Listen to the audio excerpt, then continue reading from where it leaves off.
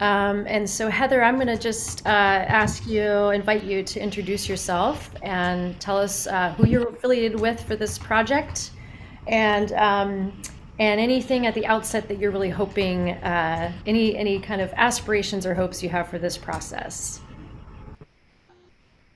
Hi, Robin. This is Heather Bartlett with the Cow Creek Umpqua Tribe. I'm their environmental specialist. I've been with the tribe for 10 years now. I work predominantly under the EPA programs for GAP, which is a tribal program, but also 106 surface water, 319 non-point source pollution, and wetlands. And so predominantly a lot of what I do is centered around monitoring and restoration and project management. So I'm a little behind, so I'm still kind of catching up and figuring out with this how I can help in this group setting. So just looking forward to the dialogue and what everyone has to say. Thank you.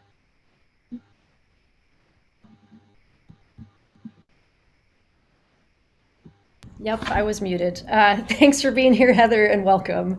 Heather and I had a chance to speak very briefly before today's meeting, and I know that you were able to listen in and watch the last session as well. So we'll hope to integrate you well into this process, and just look forward to working with you. Any other new members? None that I am aware of. I do want to just note Jennifer Weigel is filling in for Richard today as a DEQ rep. Is that right, Jennifer? See you on the screen now. Yes, that's right. Thanks, Robin. Okay. And just to give a little bit of a overview of the day, one, I just want to nod to those who volunteered last time we met to serve on the coordinating committee to really help us talk through this agenda as we were lining it up.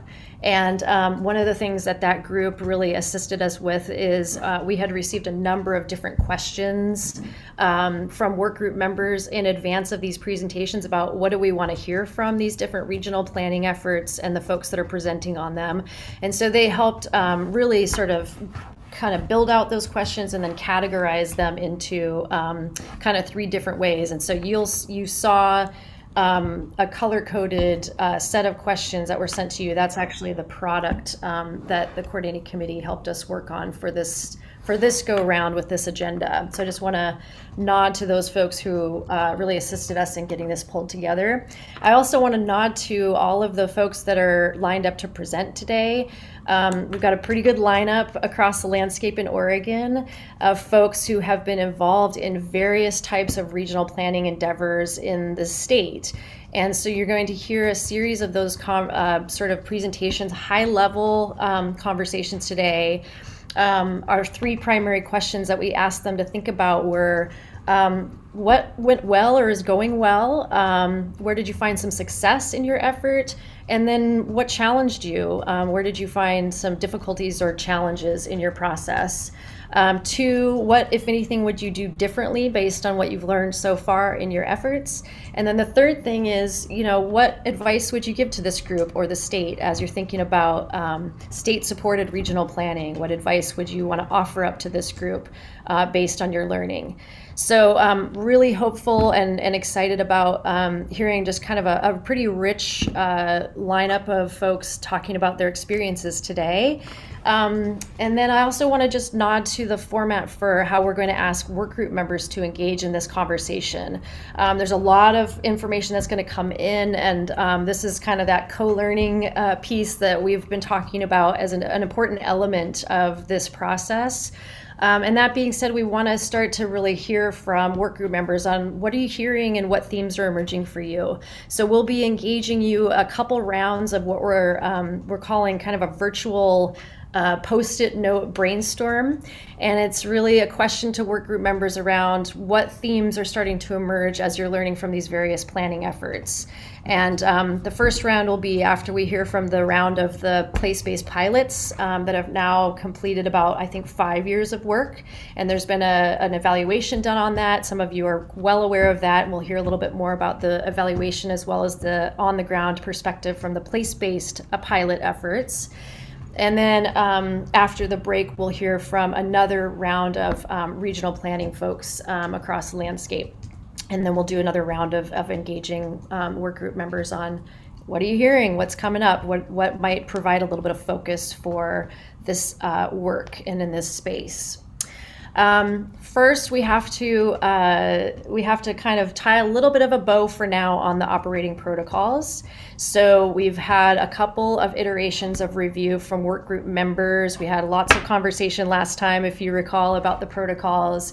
We got some feedback. We sent another round, another draft out, and asked for work group members to give us kind of, if you have serious questions, if you're at a 5 on the consensus scale, 1 through 5, 5 being I absolutely cannot move forward with these as written, that we would want to hear from folks in advance so we could address those and not take up too much airtime in the meeting today because we've got all the substantive presentations. And we didn't hear any of 5s. So I'm assuming this will be relatively quick, but I do want to acknowledge that we have received emails from a couple folks who are at a 4, which is, I have kind of serious questions and concerns. And my read on that is that part of it is that we're not in the process yet, so it's hard for me to know how to make sense of some of these. And so what I want to offer at this juncture is that can we say they're good enough for now, with the intention that we will revisit these down the road as we get deeper into the process and come back to them and say, okay, now that we've gotten more into a deliberative space, is there anything within these that we feel process-wise we need to make some changes or adjustments? So I just want to put that out there as these are kind of final for now, but they're still porous, and you all still have the ability to revisit them down the road if we need to. And so with that, I'm just going to pause and see if there were any kind of final comments that folks want to make around the protocols before I ask for our consensus check. And we have enough people in this group. Can I ask you to use the virtual hand raising function on Zoom so that I can track who's trying to get in the queue? I actually can't see everyone's faces right now, so it's really helpful if we do that. So I've got Margaret and Marianne. Hi. Well, I'm a little uncomfortable moving forward without having people talk about the protocols. And I'm about the only one that I have heard from saying anything about them. And it seems to me that if there are people who have positive things or negative things or suggestions, I'd like to hear some of those. This is a consensus process, and if I don't hear from people, it's hard for me to feel like I'm involved in a consensus process. So Margaret, did you have any specific questions or concerns on the protocols that you wanted to raise with the group at this point? Well, I'm still a little bit concerned with the work group purpose and definition, that what regional is. I would like perhaps a bit more focus on local, because that seems to be where the rubber hits the road, and not necessarily always a regional process, when depending on what your geography is, regional can mean a couple of things. So I'm kind of interested in a little bit more local focus. Yeah, and I would also just, Margaret and others sent some feedback about the need and desire to really create some definition, shared understanding and definition around what we think of as regional planning or place-based or local. And so I just want to flag that is a very important substantive topic that the work group will want to work through. And my hope is that we'll get to hear from the regional planning presenters today as a way to start that conversation as well. Sort of how are these different groups defining it for themselves, or who was defining that? And so I'm really hopeful that, Margaret, the ideas that you bring forward and others bring forward around that will be more kind of content, more substance for the group to grapple with. So I'd like to flag that as an important substantive matter that the work group will need to work on. Mary Ann and then Kimberly. Yeah, I two questions that are probably not wholly related to each other. One, I feel like you talked about some people voting via email, but are we actually voting, or are you just now trying to do consensus without people getting serious concerns on the record? Because I think I'm also in the kind of have serious concerns camp, and I agree with Commissioner Magruder, and I think I raised this last time.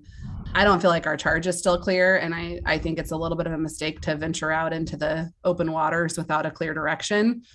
And so to continue my sailing metaphor, we could end up, on a tropical island, or we could end up at the Antarctic, and we don't know where we're headed. And so, I'll move forward. I'm not going to hold up the process, but I feel like we spend a lot of time on operating protocols that feel fairly meaningless at this point to me, other than that we'll treat each other nicely, which I hope didn't need to be said. So, that's my feedback. All right. Thanks, Mary Ann. We are actually going to do a consensus check, as we flagged for all of you for this meeting. So just as a refresher, or for those who aren't aware of what we've got sort of listed in the protocols for our tool, it's a 1 through 5 gauge. So a 1 means I enthusiastically support this, and I'll put up the question in a moment. 2 is I support these, I can move on. 3 is I'm on the fence, I'm neutral, I'm fine, I can move on. 4 is I have serious questions or concerns, but I'm not going to block. I'm not going to block I'm not going to block this from taking a step forward. And 5 would be I object to the point that I can't move forward without making changes to these. So we had, instead of using a lot of the work group time today to talk through the protocols again, because we did spend a lot of time talking about them last time, we wanted to get some of those out from group members in advance so that we could really try to address those into the protocols and get to a place of I feel comfortable enough to move on. And so with your permission, even if you feel some uncertainty and discomfort with, for example, the charge, which I think the way that we sort of addressed that last time and have shown up now in the protocols is the charge as we know it is what we got through the legislative language. And so we really just walked this back to say, let's just put what's in the legislative language as kind of what we know so far of your charge, that you're here to discuss state-supported regional planning, and a lot of the substantive issues that came up around the language are flagged as important substantive conversations and work that you all will want to work on together. And so rather than have that be something that we're working on around language and the protocols, let's get into the substantive space together. So I just want to kind of acknowledge that charge question and that definition question is really important. And my sense is we also need to hear from some of these regional planning efforts to help you all get some information in front of you and allow you to have some conversations about what definition you should put on these things and what that means for everybody. Kathleen. Thank you, Robin, and thank you, everybody, for coming to the table, doing our best to see where we're at as we also decide to see what can be accomplished here.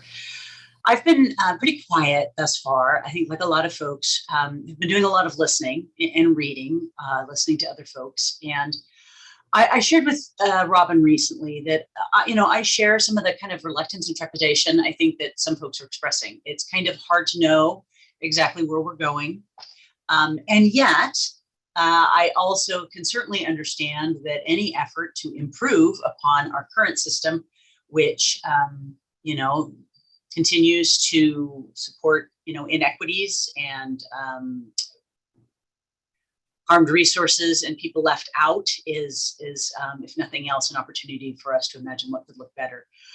I also think we're in this kind of bizarre chicken and an egg situation where we want to move forward in a good way and see if there is something that can be advanced here for the good of Oregon, its people and its resources. And yet I'm not sure that just regional approaches is what is necessary in a system that, continues to perpetuate have and have nots, people who were left out and whose interests were not considered important when most of the water was being divvied up. I don't know that regional examples will work in every region, but at the same time, I'm willing to listen and I'm willing to learn. And so I think I'm kind of at the point where at some point you have to start doing it to see if you can make anything out of it. So I think that I'm there. I think on the scale that puts me at a 3. But at some point we have to give it a try and buy in to some degree if we hope to get any recommendations out of it that could be worthwhile. So thank you.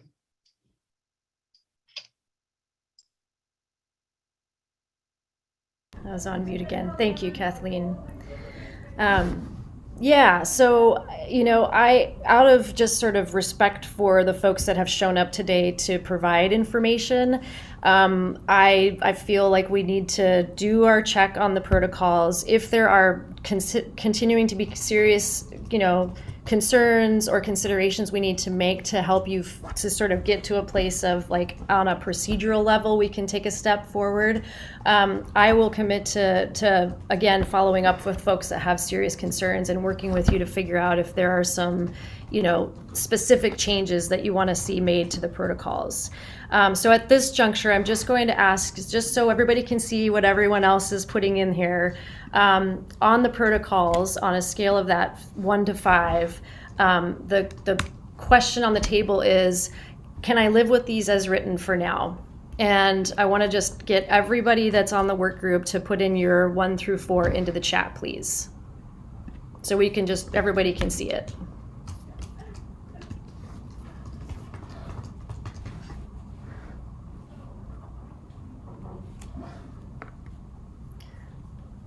Oh, shoot. You know what I'm realizing? I don't think our participants can share with all. So they're all coming into me directly. So I'm just going to go down the line and say what I'm seeing. I see a 2, a 3, a 2, a 4.5. And I see you, Margaret, on that one. A 2, a 4. I see you, Mary Ann. A 2, a 2, a 1. And now Jenna said it's updated, so I think you can now start doing it to everyone. 2, 2, 3, 2, 3. They're fine, let's move on. 3, 3. Donna's a 5, I see you. Okay, so, and then a 2 from Kelly. So Donna, I just want to give you an opportunity in this space to say out loud what your concerns are and if you have any specific proposals of what needs to change. The language, I'm having a difficult time with the language grassroots, regional, or basin planning. I think that it really needs to be basin-wide. When I look at what we did in our planning, we have 2 separate basins in Union County, which are totally different from each other. And then our counties that are on each side of us, or all 3 sides of us, total different water needs and water issues. So I don't see a regional, a one-size-fit-all doing the job. I think if we're going to do it, let's do it right, and let's do it by that specific, water basin. Okay, so it's again it's kind of around this idea of how are we defining region or basin or place-based? Right, I think it's the language is too vague. It's too vague, yeah. Okay, so again, we're going to flag that as an important substantive matter for this group to take up. And I will follow up with the 3 of you who had 4, 4.5, or 5s and see if there's any specific language that that we need to work on in this. So the work group purpose, someone just asked us to put it into the chat. How is it defined right now in the protocols? And I'll say it out loud. It's the work group will use a consensus-based process to develop recommendations for a framework and path for state-supported regional planning. And so that language is taken directly out of language that came from the bill that directed this effort. So that was the reframe we did, because we recognize that for many of you, trying to get more specific on regional, place-based, grassroots, and that was really causing a lot of concern, because we hadn't reached a clear definition or shared definition on that. And so we're flagging that as an important substantive matter for the group to take up. Margaret. Yeah, could you put that in the chat? Jenna will put it in the chat. I would also like to say it would be helpful to me if we dated the documents, the operating protocols. We had several of them, and I think I got the right one, but it would be helpful if there was perhaps a date on it. It's dated 3/22/22, Margaret. So each version that we sent out was updated with the date. So that would have been right. It was updated, but not on the document. So okay. Once I printed the document, then I had to keep going back to make sure I was. Okay. I'm sorry that I'm probably not as technical as everybody else is, but I like printed documents. I'm from a timber county and we make paper. So we'll make sure the date's on there. We will have updated even from today, because we added Heather to the list and the Cow Creek tribe to the list of members. So that will be an update that we'll have made, and we'll send out the version from today with that update. So Kathleen, Kimberly, and then I'm going to have us move on. Thank you. Hopefully a quick question. So thank you for posting the current purpose. That's very helpful. So consensus-based approach, develop recommendations for a framework and path for regional water planning.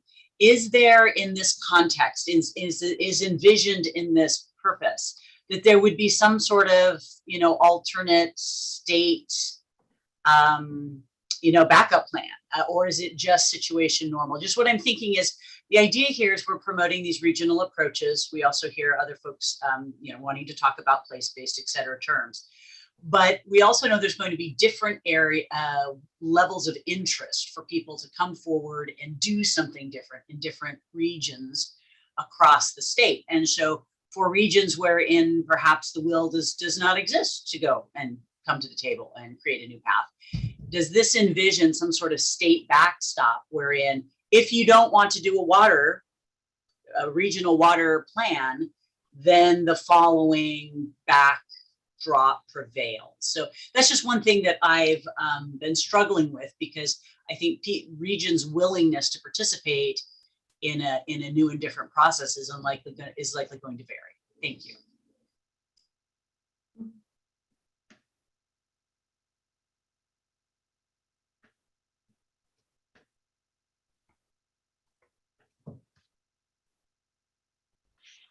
Kimberly, sorry. Okay. Yeah, sorry, I was waiting for the prompt. I guess to the extent that you said you would be circling with the folks that had 4 or 5s, I did just want to put on the record that we do support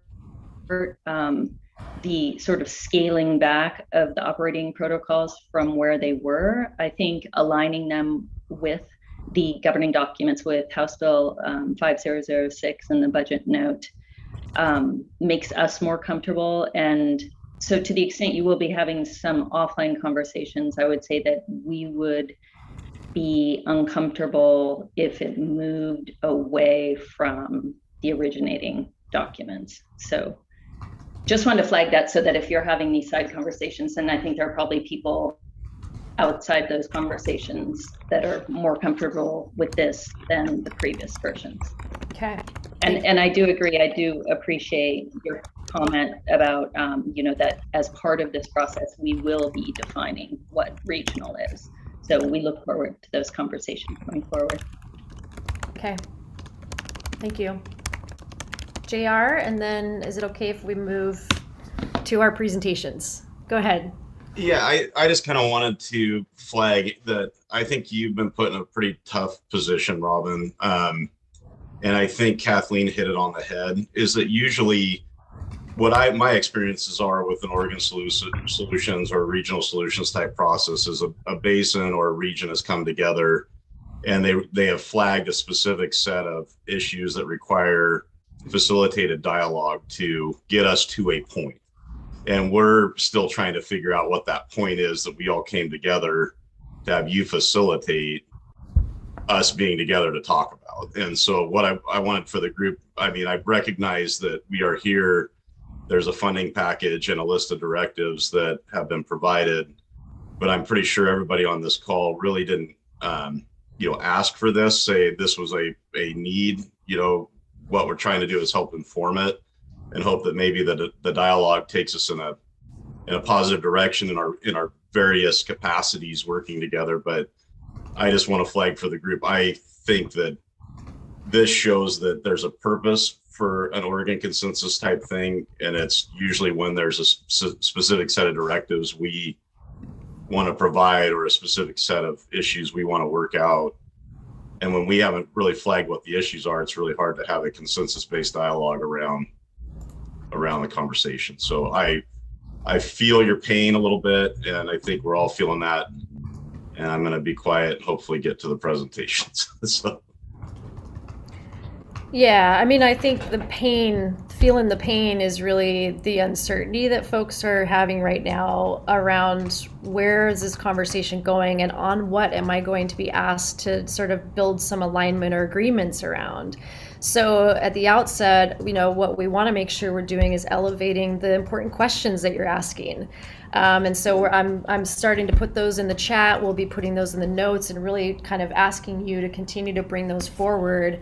And when we get into a deliberative space together, that those are the types of conversations that you're having with one another. So I just really appreciate that this isn't an easy start, that we don't have a clear, super clear, specific direction, but there's also the opportunity here that exists for all of you to come together. And I look at this group and I think, wow, there's a potential here. There's a power potential here, that you're all the right people to be having this conversation. And so I just want to encourage you to do that we'll make the space to make sure you have these substantive conversations. So with that, I'm just going to check the time, and we may just ask to hold off on the WRD updates until the end if we have time, Tom, just because we've really asked people to be here to present, and I don't want to have to cut folks off. So I see Tom nodding his head, and others. We'll make sure that those updates come your way, if not in the meeting, at least in a follow-up missive. But we'll try to also make time for Tom to provide some updates at the end. Okay? So with that, let's queue up our first round of presentations, which is the place-based planning pilots. So we have Rebecca McLean, and so Rebecca and other presenters, you can come on screen if you're able to come on video at this point. And got an opportunity for Rebecca, who's been the lead researcher, who's pulled together an evaluation of all of the pilots. And then we have folks from each of the pilots except for the Lower John Day. We were not able to find someone to attend today.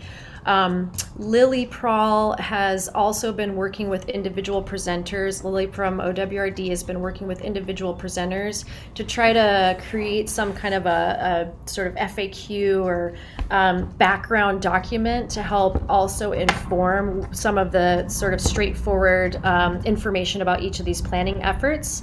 So that's another piece of material that we've sent around. It's still a bit in draft form, but please feel free to reference that while we're having the presentations today. And just as a reminder of what we've, I think I went through the primary big three questions that we've asked, but we've also assured these presenters that they're not here to kind of prove themselves today. That's not what this is about. They're not here to compare themselves to other planning efforts. That's not what this is about. But it's really for them to kind of bring a collective sort of information forward for all of you to see how these different planning efforts have emerged, how they've evolved, how you've navigated the state system, and some questions within that. So that's really what we've asked them to come and share with you today, in hopes that it helps you kind of do some co-learning and then really start to get at where do we think are some kind of big areas that we think we should be focusing on in this conversation. So with that, I'd ask that we let the presentation happen, and we'll do a little Q&A, and then we'll engage you in some virtual Post-it note brainstorming. So with that, I'll turn it over to Rebecca. Thank you. Let me get the share screen on here. Oh, wait, how come it's...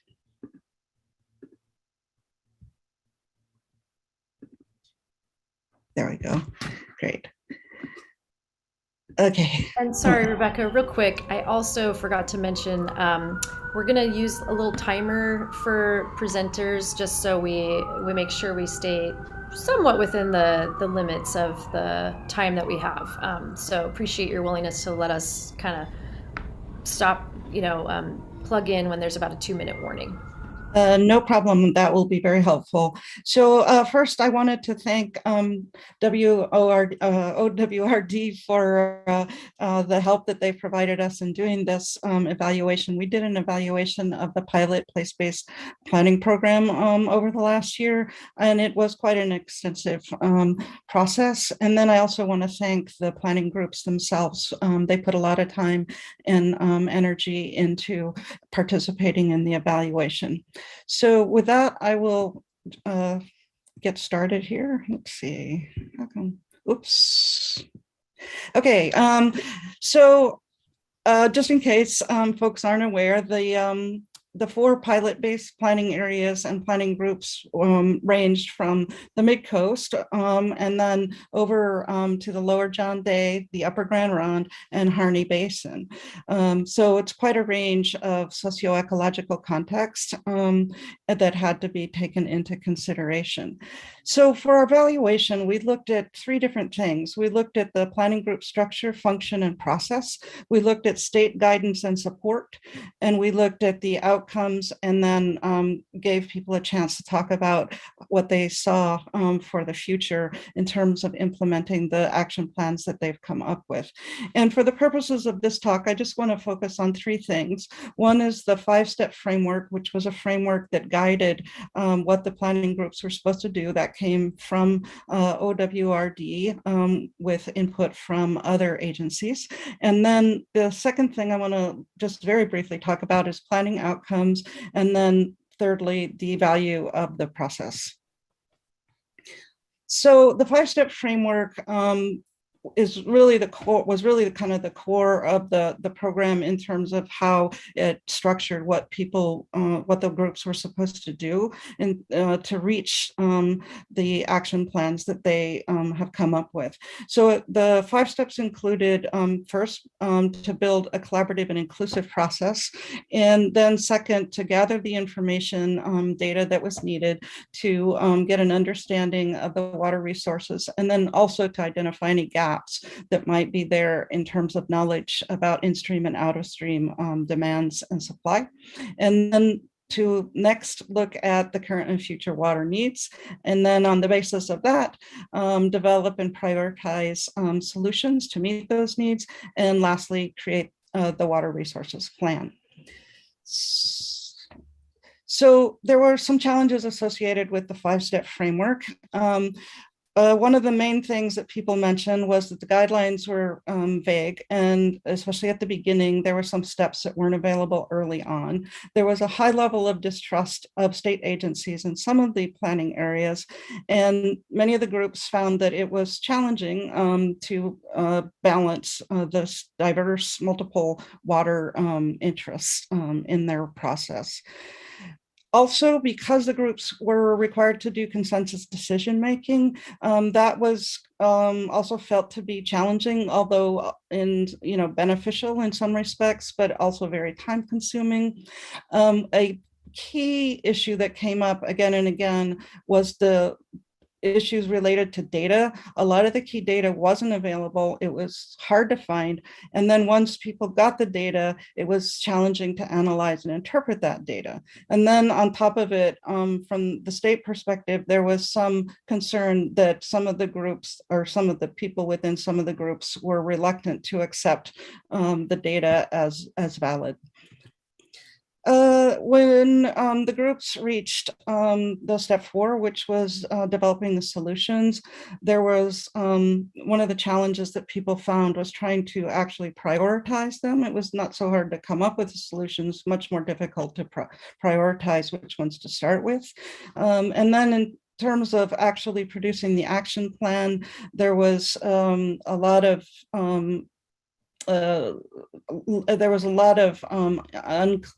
was quite unclear to many of the groups what the state's expectations were with respect to that. And a lot of that ties back to the fact that some of the steps, the guidelines for some of the steps weren't available early on. And lastly, the groups indicated that it was important to have guidance for implementation. So basically, the groups had a number of suggestions for how the process could be revised. People weren't necessarily suggesting that it be totally thrown out, but rather adjusted. And one of the main things, a really key point, was all the groups actually said that a step 0 was needed. And there were two things that people felt were needed in the step 0. One is a relationship building time, and then also that the state should get some of the data prepared in advance and have that ready so that the groups didn't spend so much time trying to locate data or to try to figure out whether the data even existed.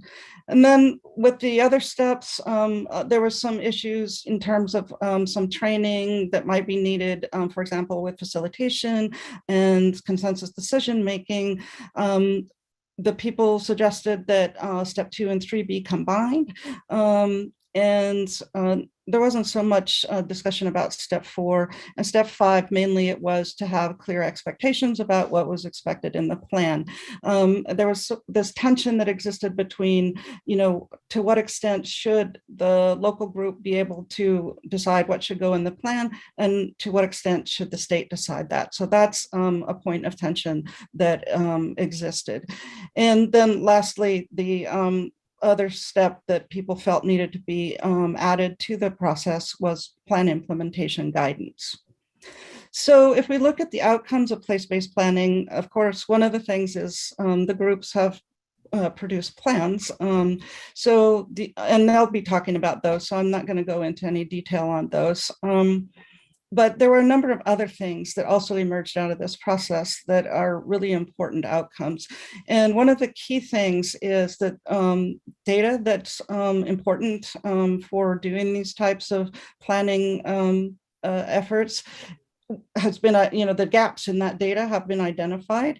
And in some cases, the groups have actually taken steps to collect some of that data. So that's a really important hole that's starting to be filled. And then second, a really important outcome is the creation of these, basically it's social capital building, where there are now networks of people who can work together, who understand the issues related to water planning, and so are much better prepared to be able to do this type of thing in the future.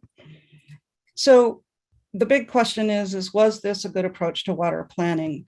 And the answers that we got to this when we asked the participants fell into essentially 3 groups. On the one side of the spectrum were the people who were super enthusiastic about it and felt it was a great first step in the right direction. On the other side were people who felt that, okay, it did have some utility to it, but without regulatory reform, it's really kind of a Band-Aid on a bigger problem. And then the vast majority of people felt it was a qualified success, so that it is an effective approach and tool, but you have to recognize very early on what the complexity and scale dependencies are of the approach and tailor it accordingly to the context. So I came up with this diagram to kind of illustrate where things started and then how they have ended up. So if we go back to the beginning, agency capacity to do much of this place-based planning was relatively low.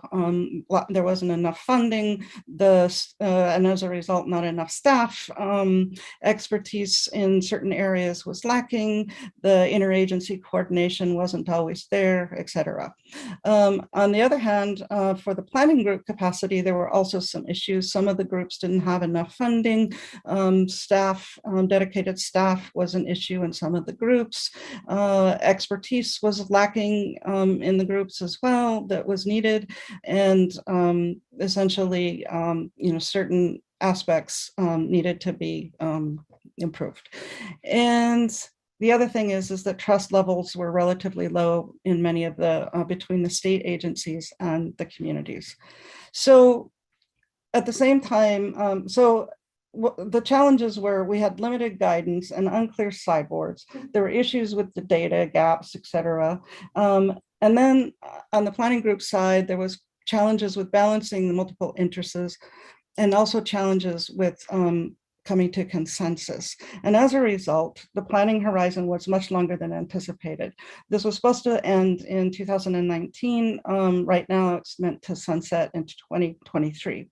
So basically twice as long as was expected. So as a result, Okay, there was just another minute, Rebecca. okay, Sorry. I'm almost done. Insufficient funding, member attrition, and staff turnover, and you had this vicious cycle. Situation now, agency capacity is much improved. Planning group capacity also improved. There's improved trust. The guidance is clear. The sideboards are clear. There's more knowledge about what data is needed. There's more understanding of how to balance interests and achieve consensus. And as a result, planning horizon is shortened if this were to be implemented again. And therefore, you wouldn't have the vicious cycle, you would have a virtuous cycle. So final takeaway is that integrated water planning is important, but it's really hard to do. Place-based planning along the model of this program is one that is a good alternative in some areas to the top-down model. The planning groups and agencies have learned a lot about what works and doesn't work, and many of the weaknesses are already being addressed, and the planning groups can speak to some of these issues in their presentations. So lastly, my key takeaway from all of this is that the state agencies and communities need a longer time horizon to prepare for these types of programs, and the time to start preparing for the next phase of this type of planning is now, which is what you're doing. Thank you. Thanks so much, Rebecca. All right, so now we're going to hear from individuals who have had a role in one of the place-based pilots, and I'm going to start with our Midcoast person, Adam. I know there are probably others on our work group who maybe intersected with that project. So to the extent that you want to add in some things about your experiences, we'll definitely want to hear from you as well. So, but Adam's been willing to provide a little bit of a presentation on this. Yeah, thank you, Robin.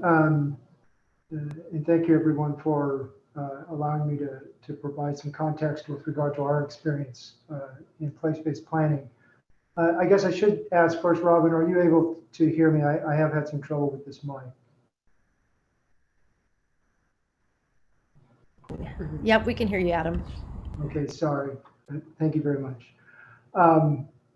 Rebecca, thank you for your presentation. I think that it's important to recognize how significant that conversation was, and you've actually captured some of the points that I hope to make in the short time that I have. I'm going to try to share my screen. Is that possible? Yes, sir.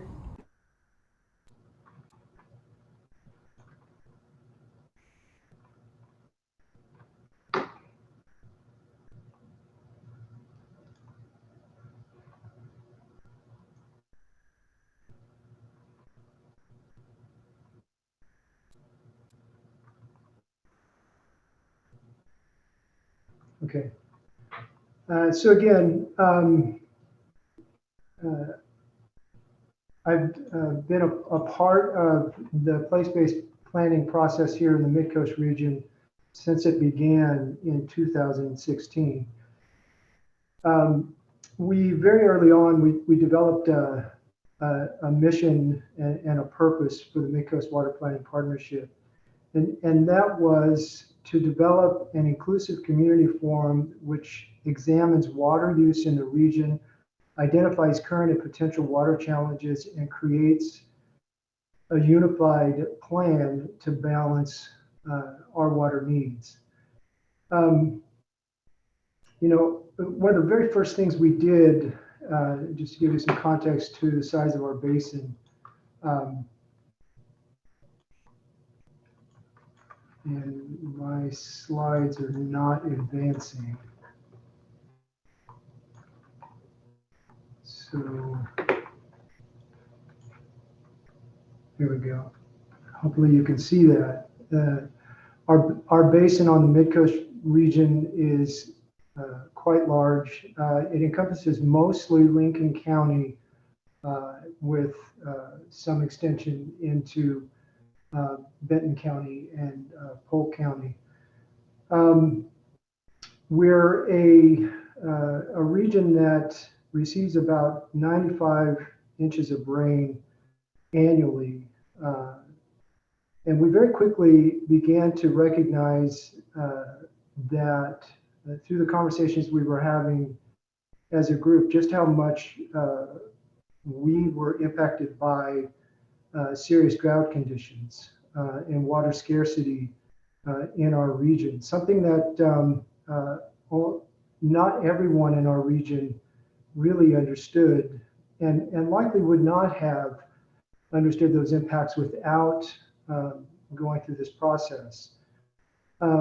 But I want to circle back a little bit to something Rebecca said about that relationship building. We did take a substantial amount of time to develop that trust and develop the type of relationships that would be necessary to benefit this process. So breaking down those silos was important. Was an important first step, and I have to agree that should have been an initial step for this process. It might have helped to shorten the timeline for how long it's taken us to get to the implementation phase, or step 5.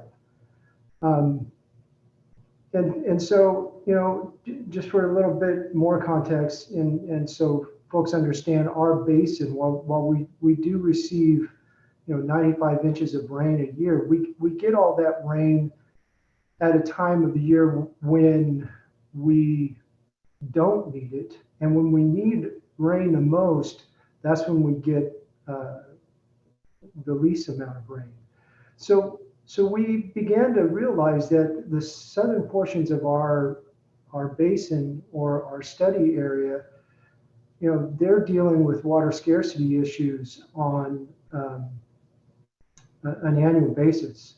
And so one of the real successes that I like to point to in this relationship building and this removal of barriers and the trust that was developed through that relationship is that we were able to birth out of this process the Midcoast Water Conservation Consortium. So several of the municipal water providers came together to develop a consortium to deal with drought conditions in our communities, and to actually be able to provide for our communities, our customers, our stakeholders, a more unified message around the value of water. And that has been a tremendous success, and not an outcome that we anticipated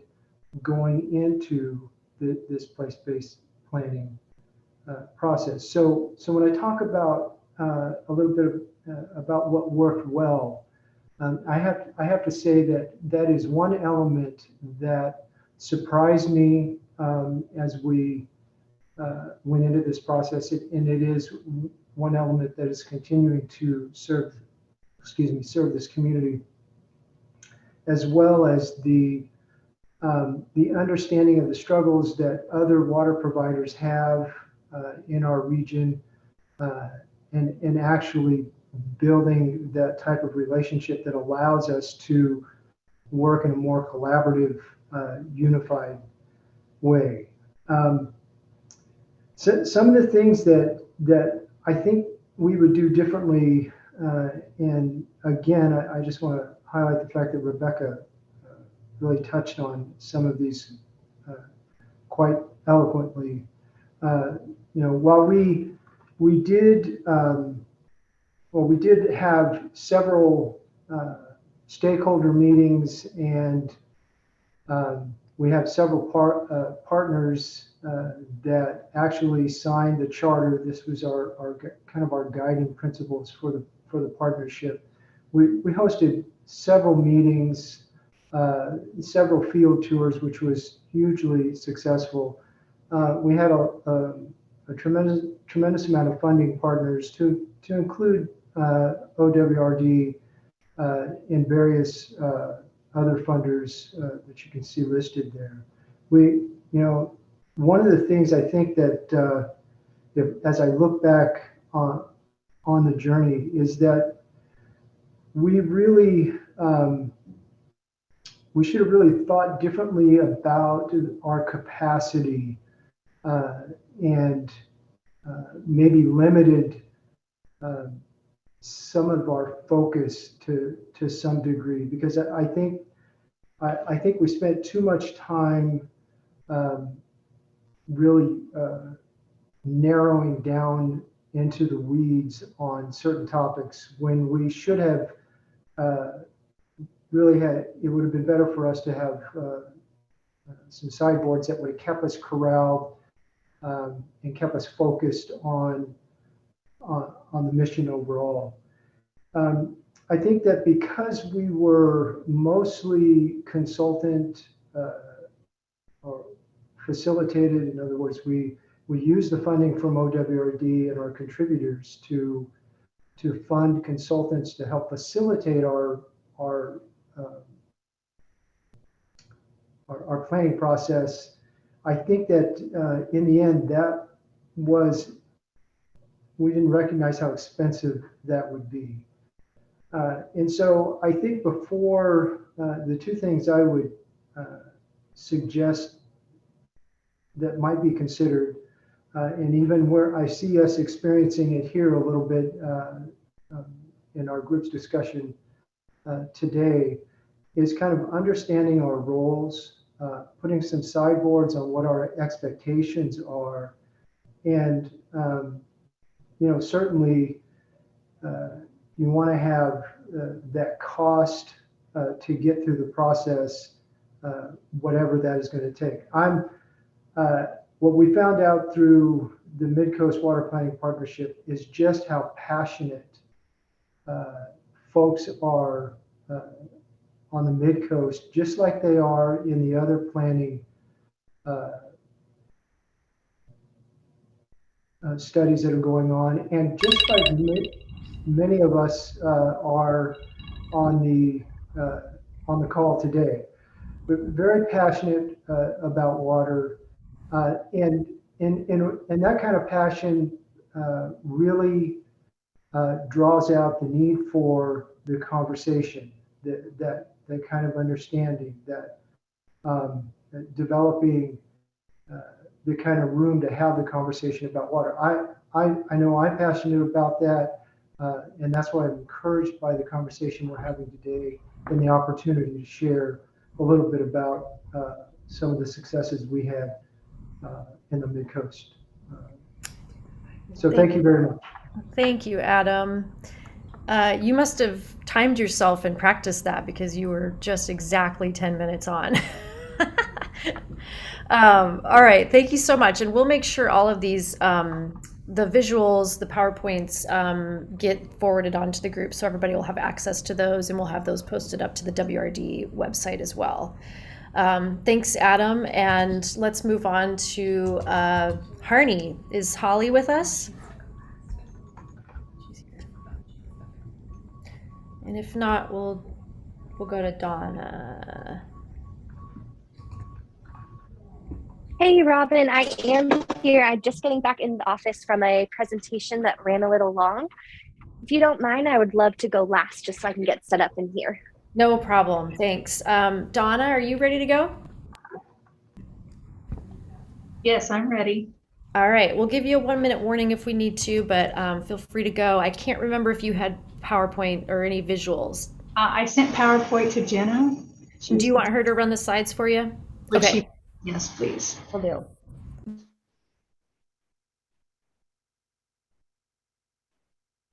Give us a sec. Yep, no problem.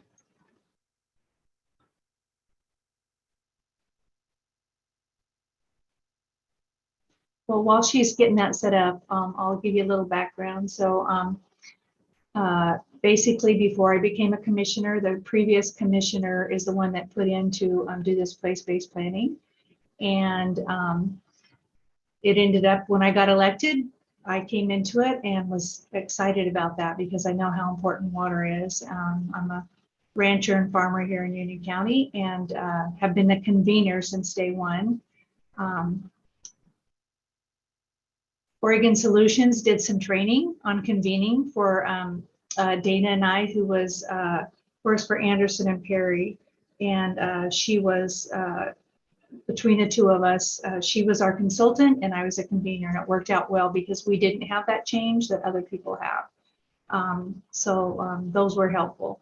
A little background before we start the PowerPoint. We worked on it basically 5.5 to 6 years. Our budget was $250,000.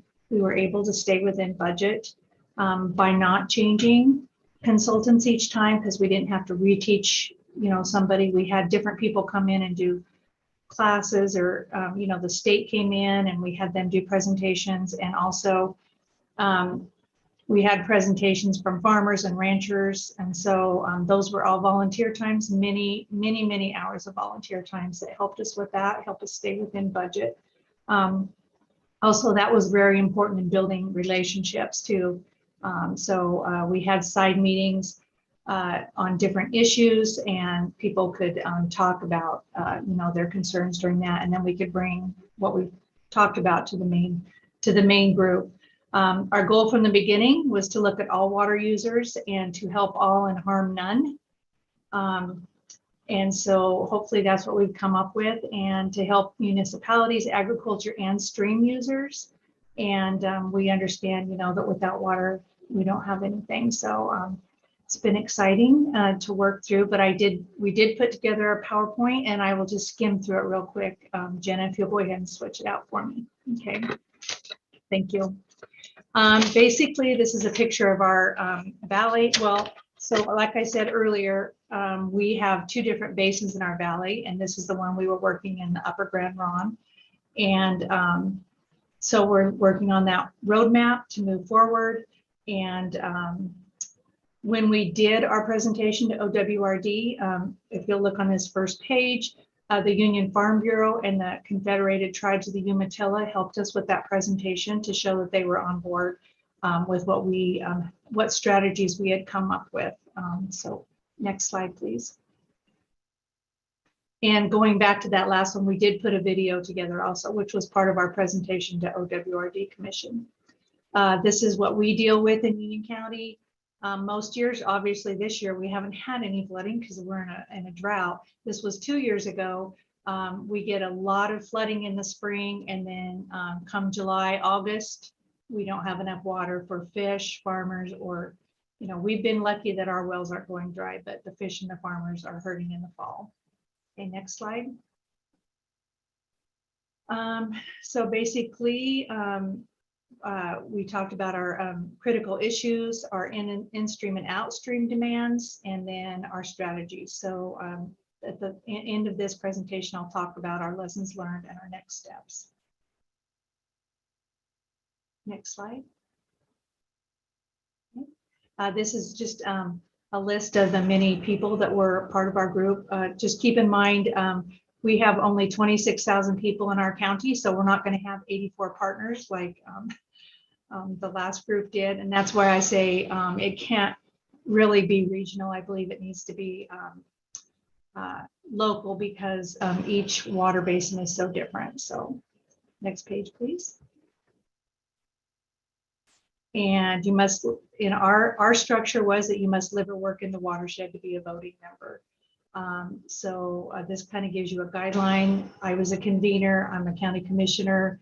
We had steering committees with state and federal people on them. The federal weren't on those groups, but we did have the federal people come in and talk to us about barriers that we may have when we start working through our strategies. We wanted to know ahead of time what barriers we would be dealing with, and also to build those relationships with our federal partners. Okay, next slide. 5 years, one stakeholder meeting per month. So we ended up having about 100 meetings in that period of time, and 3,000 volunteer hours. That's what was amazing, is that so many people cared. One thing that I heard you guys talking about was having step 0, where you get to know each other. That's where different areas are going to be different and have different personalities. I hadn't become a commissioner yet, but they had their first meeting, and I was sitting in the back row just listening, and I was sitting behind our farmers and ranchers, and there was a 2-hour presentation on how to get along, and I could hear him saying, I don't have time to sit here and listen to this. I got work to do. So when I became a commissioner, I said, when we do presentations, let's make them a half hour, 45 minutes at the most, because it's precious time to these people, and we want to keep them engaged. So for us, it was shorter presentations and getting right to it, because otherwise we would have lost interest, which we were able to keep through the whole time. Okay, next meeting. Or next slide, sorry. So this is Union County. This is where we're located. And then a map of our geographical boundaries. And like I said, there's another basin right there at the bottom, which is the Powder River Basin. So we started out with maps, and then we separated that into 8 different areas according to whether it was farmland, that kind of thing. So you can go to the next slide, please. And here's where we separated into the 8 different areas and what was entailed in those. And so we have different suggestions depending on what part of that basin you're in. So even in this one basin, we have different needs in different parts of it. Okay, next one. Just another one talking about the many crops we have. So that's another reason I think it needs to be local. Wallowa County and Baker County on each side of us, Umatilla on the backside. Totally different crops in each area. We've got cattle and hay on both sides. Umatilla County, you know, many crops, sandy soil. Here we have, you know, mint. We have, I think, about 25 dominant crops and then many side crops. So that's why I feel like it's really important that we keep it within the sub-basin that we're working in. Okay, next slide. And this talks about who we are. It's kind of a slide to just tell you about our little county. So next slide. And then Streams and Endangered Species Act distribution. So of course we wanted to look at that. It's important to us that we protect our fish and our farmers and our cities. So like I said earlier, we wanted to help all and hurt none. I'll give you an example of a disagreement when we were putting our MOU together in step 1. The cattlemen and the tribes couldn't agree on some specific language that they would both be okay with and vote on. So we had a side meeting with just the cattlemen and the tribes. They were able to work that out, and then we could come back to our big group and have a unanimous vote on our MOU. So those were how we solved our problems. If there were just a couple of people in the group that were really disagreeing, we don't want to spend 3 hours with hashing that out with everybody else just sitting there. And so we would let them work it out on the side and then come back to the meeting and present what they had decided. And we're very successful using that process. Next slide. So basically a legend of where we have water quality limitations or, where we maybe don't have the data that we need. So we wanted to make things simple when we presented to the commission so that when they look through this, it's not hard to read. So this is one of our slides. Thank you. Next slide. And then just more information on how much rain we get and the storage we have, which isn't much, and that kind of detail, just so they would have the background of why we need, why we picked out the strategies that we picked out. Next slide. About 1 more minute, Donna. Okay, let's go down. Let's go to the back, the last 2 slides, lessons learned, and keep going. Keep going. Keep going. Yeah, we went through each strategy for them. Okay, next step. So let's go back to next step. So our next step are quarterly implementation meetings. We didn't want to just go through all this work and then just stop right there. So we've already started those. We got a $100,000 grant from OWEB to work on storage feasibility. We made a plan to update every 5 years or as needed. And so we're starting those groups now. And you'll be able to read through this later if you want, since we only have a little bit of time. Next slide. I talked about the side meetings. It was important to have those diverse groups working together. And some of the highlights, the things that I thought were really good, that we didn't have any changes in who was handling the project or staff. We had a couple of state staff changes, which was hard because we had to get the next person up to speed. But some of our highlights that I thought we did positively were that we stayed on budget. We learned about others' needs and got to meet those state people and realize we're all people and we can work together and we can learn from each other and we can be respectful while we're doing it. So thank you. Thanks so much, Donna. All right, Holly, are you ready?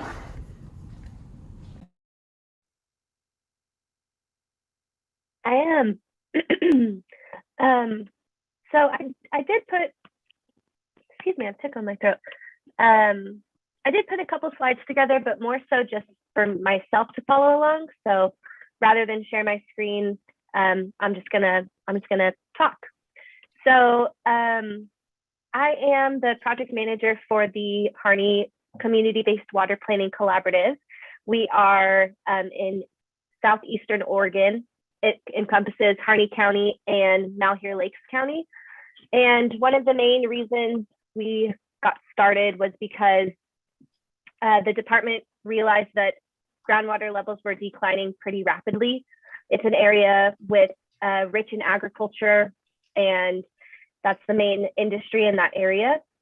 Once they realized that groundwater levels were declining at a pretty rapid rate, they designated the area as the Greater Harney Valley groundwater area of concern, and placed a limit on new development.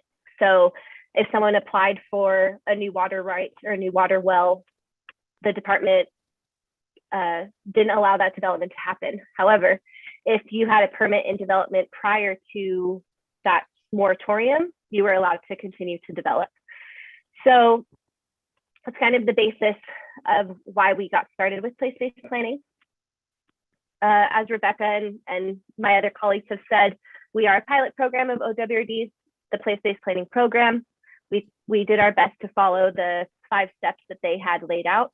And we really focused on relationship and trust building right at the onset.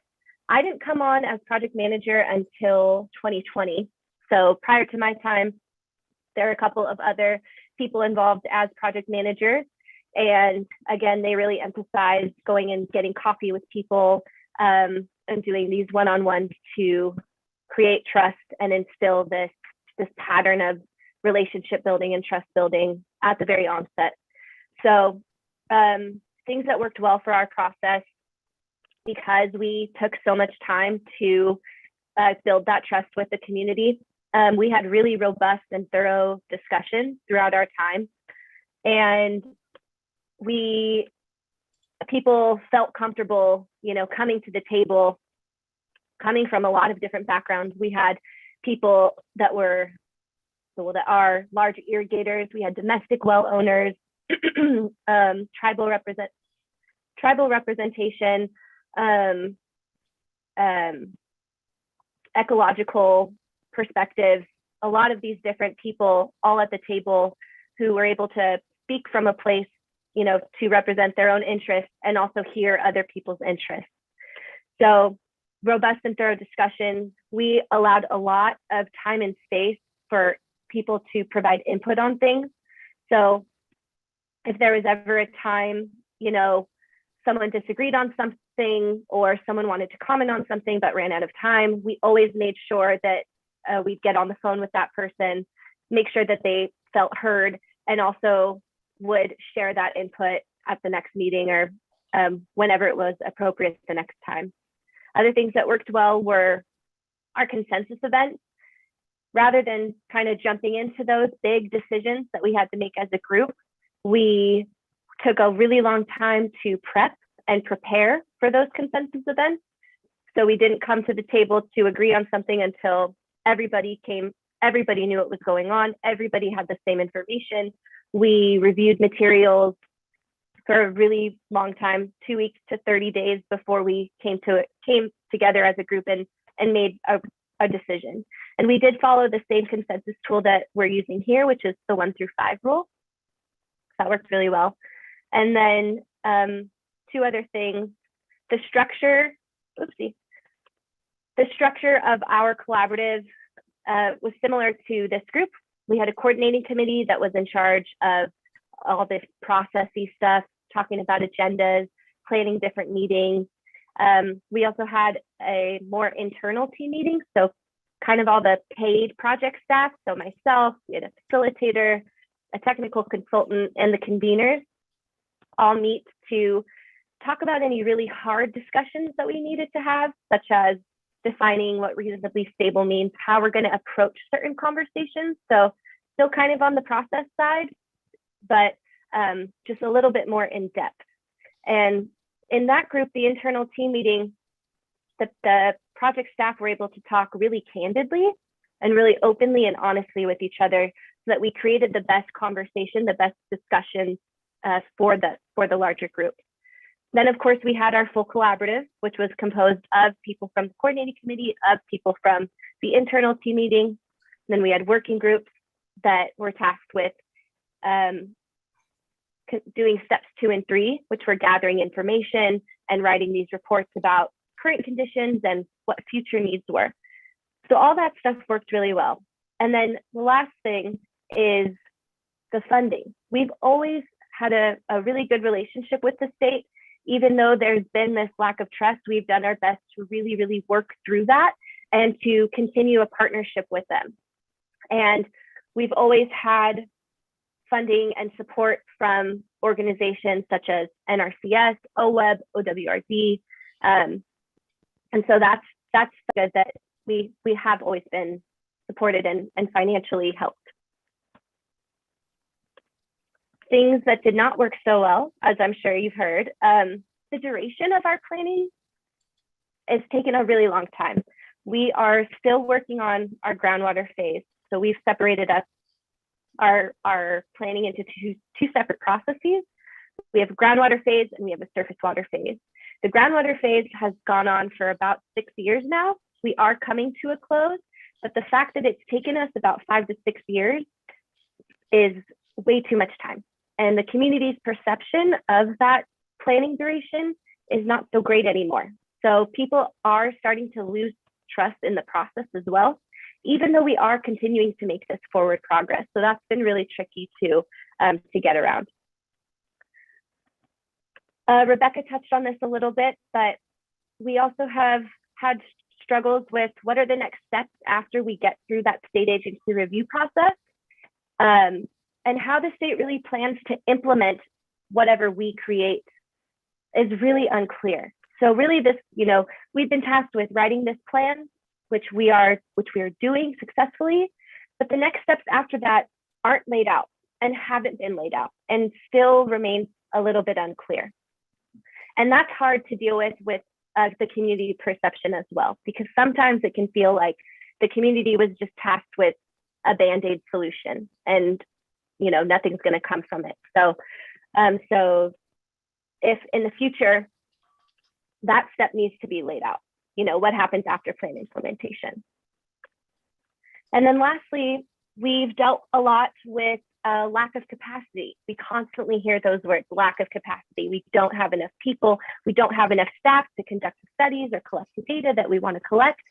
And that's been really frustrating. And it's hard to get around that as well. So that lack of capacity gets into the community perception and kind of furthers this distrust in the state and within the department. Things that we would do differently to make this process a little bit stronger, more robust. We would have sequenced the process in a more realistic manner. The steps that were laid out by the state are really linear.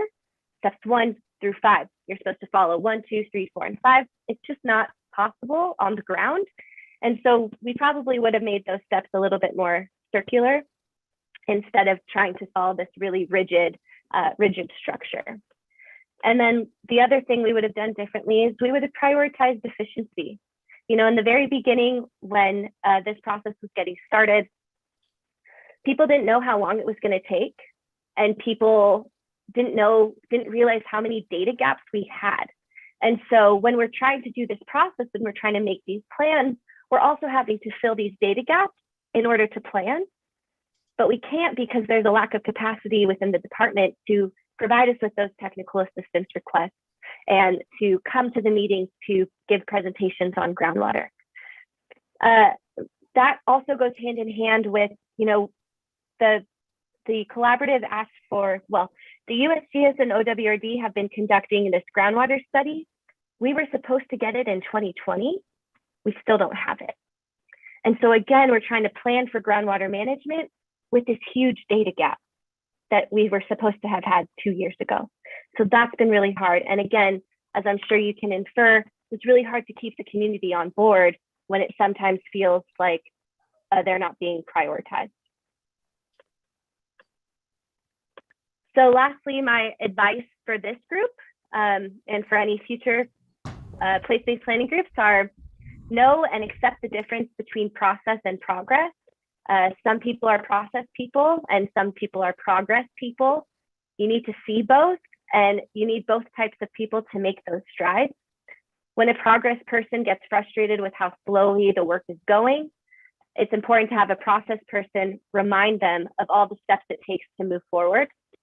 And it's also important to quickly provide an opportunity for collaborative members to see when and how that progress was made. It's important to celebrate the small wins, even if it seems like we're not making big strides. Just us coming together is a small win, so celebrating those. Prioritizing and focusing work, but remaining integrated. A motivated group sometimes wants to tackle a bunch of different issues simultaneously, but that can cause burnout and scattered conversations.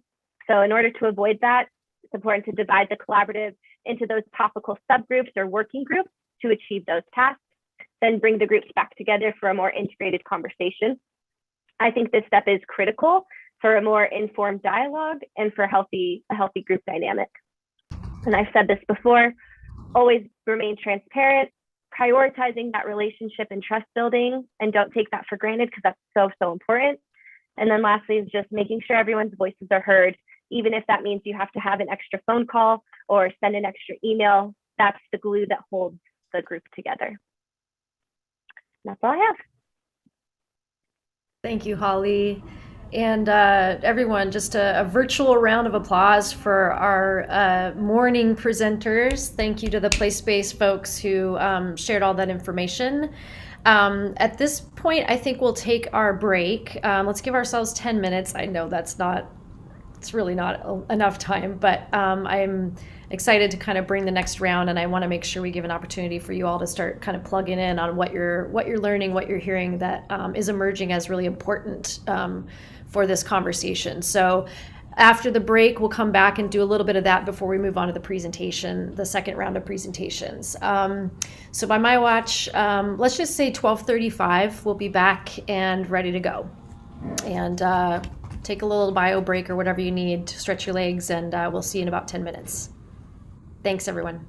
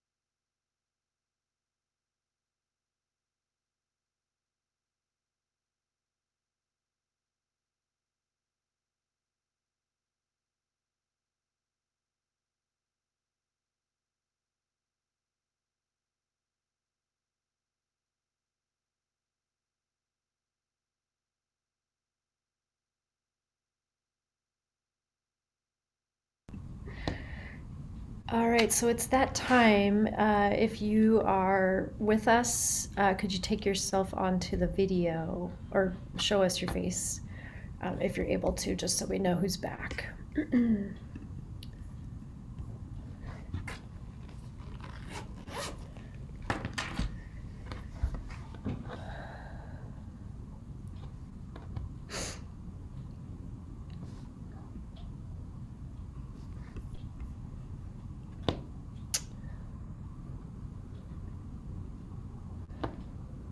Welcome, Bob, Anna. I think a couple others may have joined us a little bit after we started, so welcome.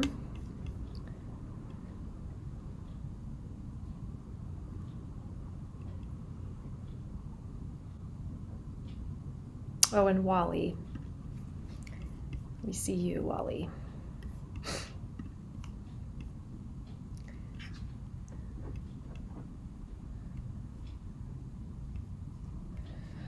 So Oriana's got a process question about asking questions of the presenters.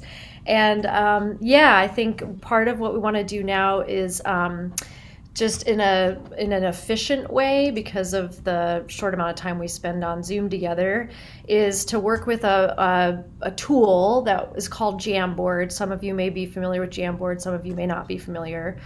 But I think we want to give about 15 minutes for members of the work group to start to put forward some of what is coming up for you that you're learning from these groups. And yes, Oriana, what questions do you have as follow-up to anything that you've heard so far? So let's make space for both of those. And then as presenters have gone, so far the place-based folks, if you see a question pop up that's either directed to you or that's something that you want to respond to, I'll just ask you to respond to those questions in real time as we're going. All right, so Jenna is putting a link into the chat. And what we'd ask of the work group members is to click on the link. And I think we can show this to this will be visible to our audience. So those of you that are watching through the YouTube or or that will be watching the recording later, you'll be able to see this in real time as we're pulling things up. So for this round, we're looking at what we've learned so far from the place-based presentations. And the primary questions are what themes, and I might say what themes or questions are emerging from the regional planning lessons learned. Are there particular critical concerns we should be looking at? Are there particular principles that we think are important for the system? Or are there key topics that we think might be kind of a high priority for this work group to explore or address? Jenna's going to give a quick tutorial for anyone who isn't familiar with this tool. It should be pretty straightforward, but we'll let you do just a little walkthrough for us, Jenna. Yeah, so first, oops, no worries.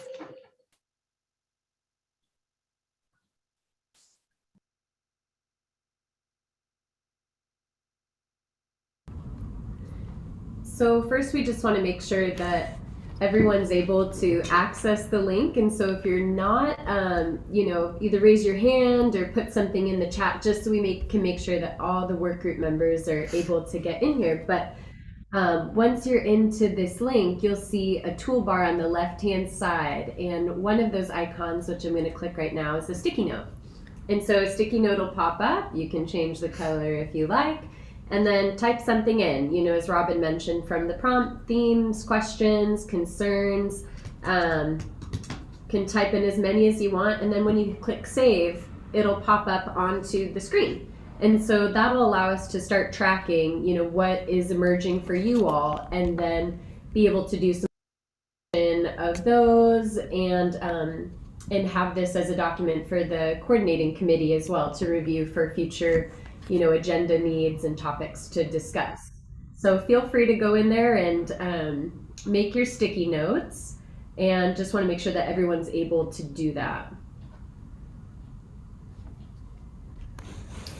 All right, so let's give it a go. So just go onto that sticky note icon, fill in a question or a theme, and then hit save, and it'll post to the Jamboard, and we'll all be able to see kind of people's questions and ideas that are emerging. So feel free to have at it.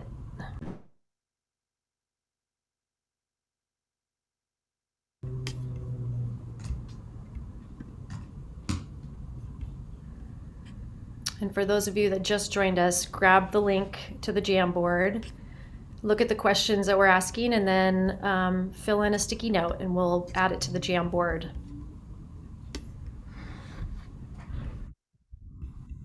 Oh gosh, okay. Do you want to send Craig a private? Robin, is there a way to add like a +1 to anybody's other people's sticky notes, or do we just leave it and you kind of never know if something's one person or 30 people that share the thought?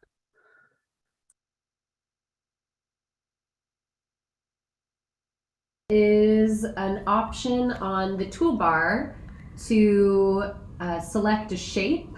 And so maybe if we just agree on a little triangle, I'll put a couple out there. And so, oops, that's a big triangle. I think that might just be our best way to be able to do a plus on that. I'll make a few of these so folks can grab them if they like. So you want them to just put it near the sticky note? Yeah. Okay. Feel free to grab any of these triangles and. And so just as a reminder, the sticky note icon is the one that's in the center of that sidebar. It's right below the one that has a circle with an arrow in it. It's a little like, it looks like you're grabbing a sticky note. Let me know if you still aren't finding it, Peggy or anyone else.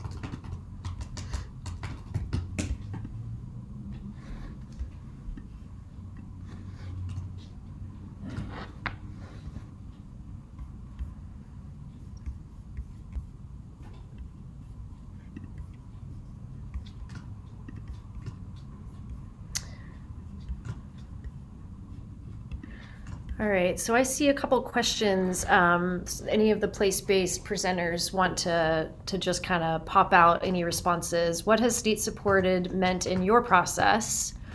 How will the state support implementation or use plans to make needed changes that reflect community needs?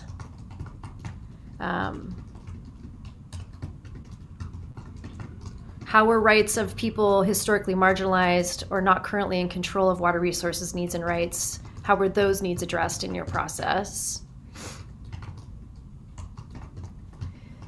How have the ideas interacted with current water law?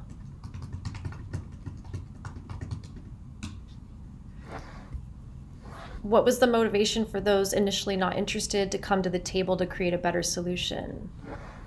So if from the evaluation, Rebecca, you want to speak, or Adam or Holly or Deborah, or excuse me, Donna, from your experiences of the pilots, if you want to speak to any of those questions, feel free to take yourself off mute.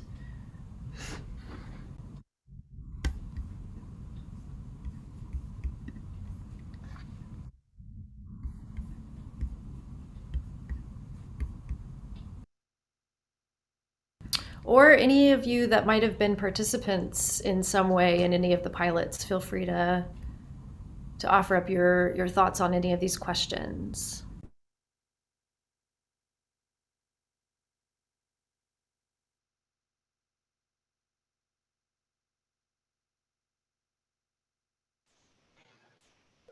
You know, Robin, if I could, I just might respond to a couple of the themes that I'm seeing here that are being posted, especially with regard to the importance of relationship building and trust amongst the partners, and even trust as it relates to this concept of inviting state agencies into the conversation. We found that somewhat a difficult reach for us here on the Midcoast when we were reaching out to our partners and looking for involvement. There was some skepticism at the beginning with how comfortable some of our municipal partners were with having the state involved in this process, and primarily because there was some concern that municipal water providers may be risking something or losing something with respect to their water rights or some other regulated requirement. We were successful at engaging partners on the Midcoast and working through those issues, but not 100%. So I have to say that we weren't able to gain 100% of our 100% of participation from municipal water providers based on some concerns that they had. So I think that relationship piece was key to allowing us to gain some success with that. And I think looking at it now, having the state involved in this process was also key to our success. And so I'm very grateful to report that I am thankful for Director Byler, for his team, and for their involvement in our process and support.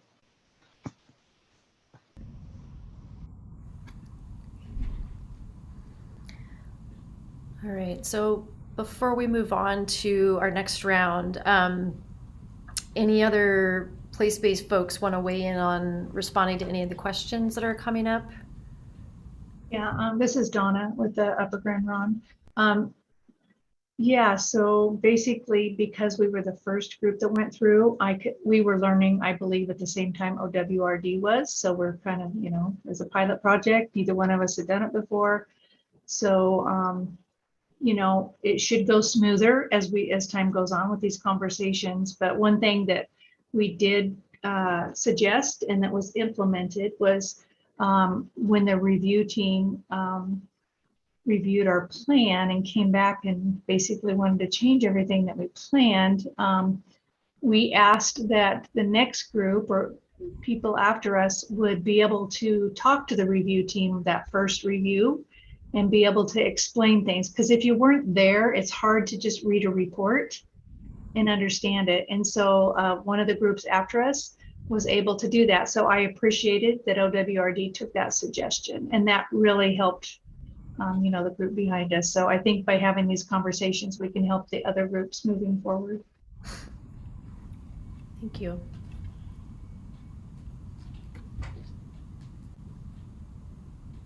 Okay. Oh, sorry, Anton, I see your hand now. Go ahead. No worries, no worries. Just wanted to pipe up here before we leave this particular segment. Umatilla Tribes were part of the Upper Grand Ronde place-based planning process since its inception, and I think it was a tremendous 6 years. But as Commissioner Beveridge alluded to, I think we learned a lot and all grew together, and really was a positive experience, positive outcome. One thing that's interesting to remark today is to see some of the same questions arise for this work group. And that's particularly, one of those in particular is around who has a seat at the table in these planning, these local planning efforts. And this was certainly something we grappled with. And I think we found a good way to address it that was amenable to all different viewpoints in our planning group. But I just want to reiterate that water is a public resource and that there are definitely interests who live outside a particular basin that have who are vested in the outcome of how that resource is managed and planning for that resource. I don't live or sit in my office in the Upper Grand Ronde, but certainly the Umatilla tribes have tribal members who live in the Upper Grand Ronde. They have treaty rights that are exercised in the Upper Grand Ronde Basin. And fish and wildlife don't necessarily stay in one basin. So we have to remember that there are definitely stakeholders who have standing and should have a seat at the table, even if they don't live in a particular basin. So just something to consider when we're talking about regional, local, basin, at what scale we're undertaking these planning efforts.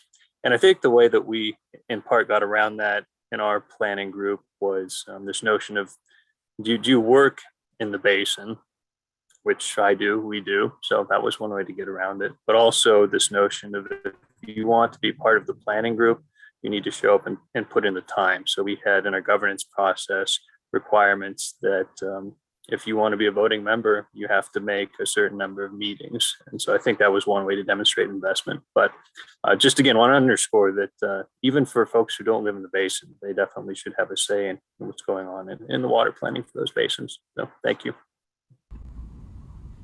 All right, Marianne.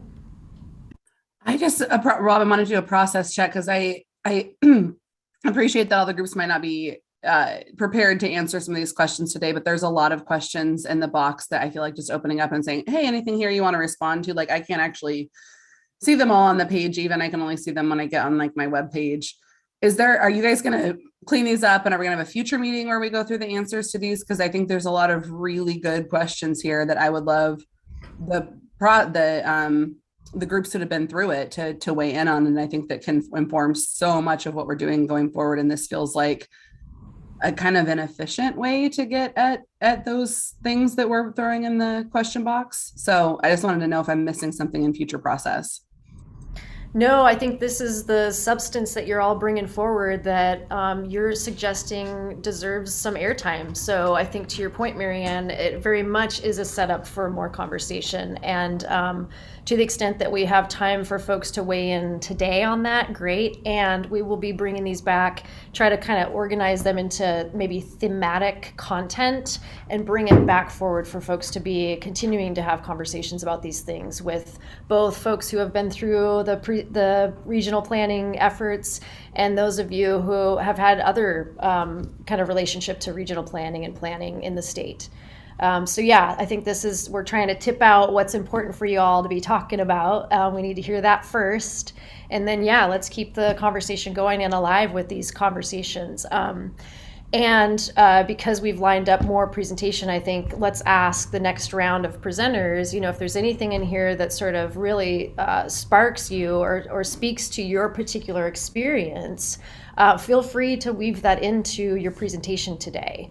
And then we'll bring this back for more dialogue as we go. So thanks for asking that question, Marianne. And I think with that, we are going to take the next round, and we'll be back to the Jamboard in a little while. So we'll have another round of this, and we'll make sure that it gets kind of organized and communicated out with everybody, so you can actually kind of go back and look through what questions did come up, what themes did come up, and we'll make sure that that's all part of the material for the group moving forward.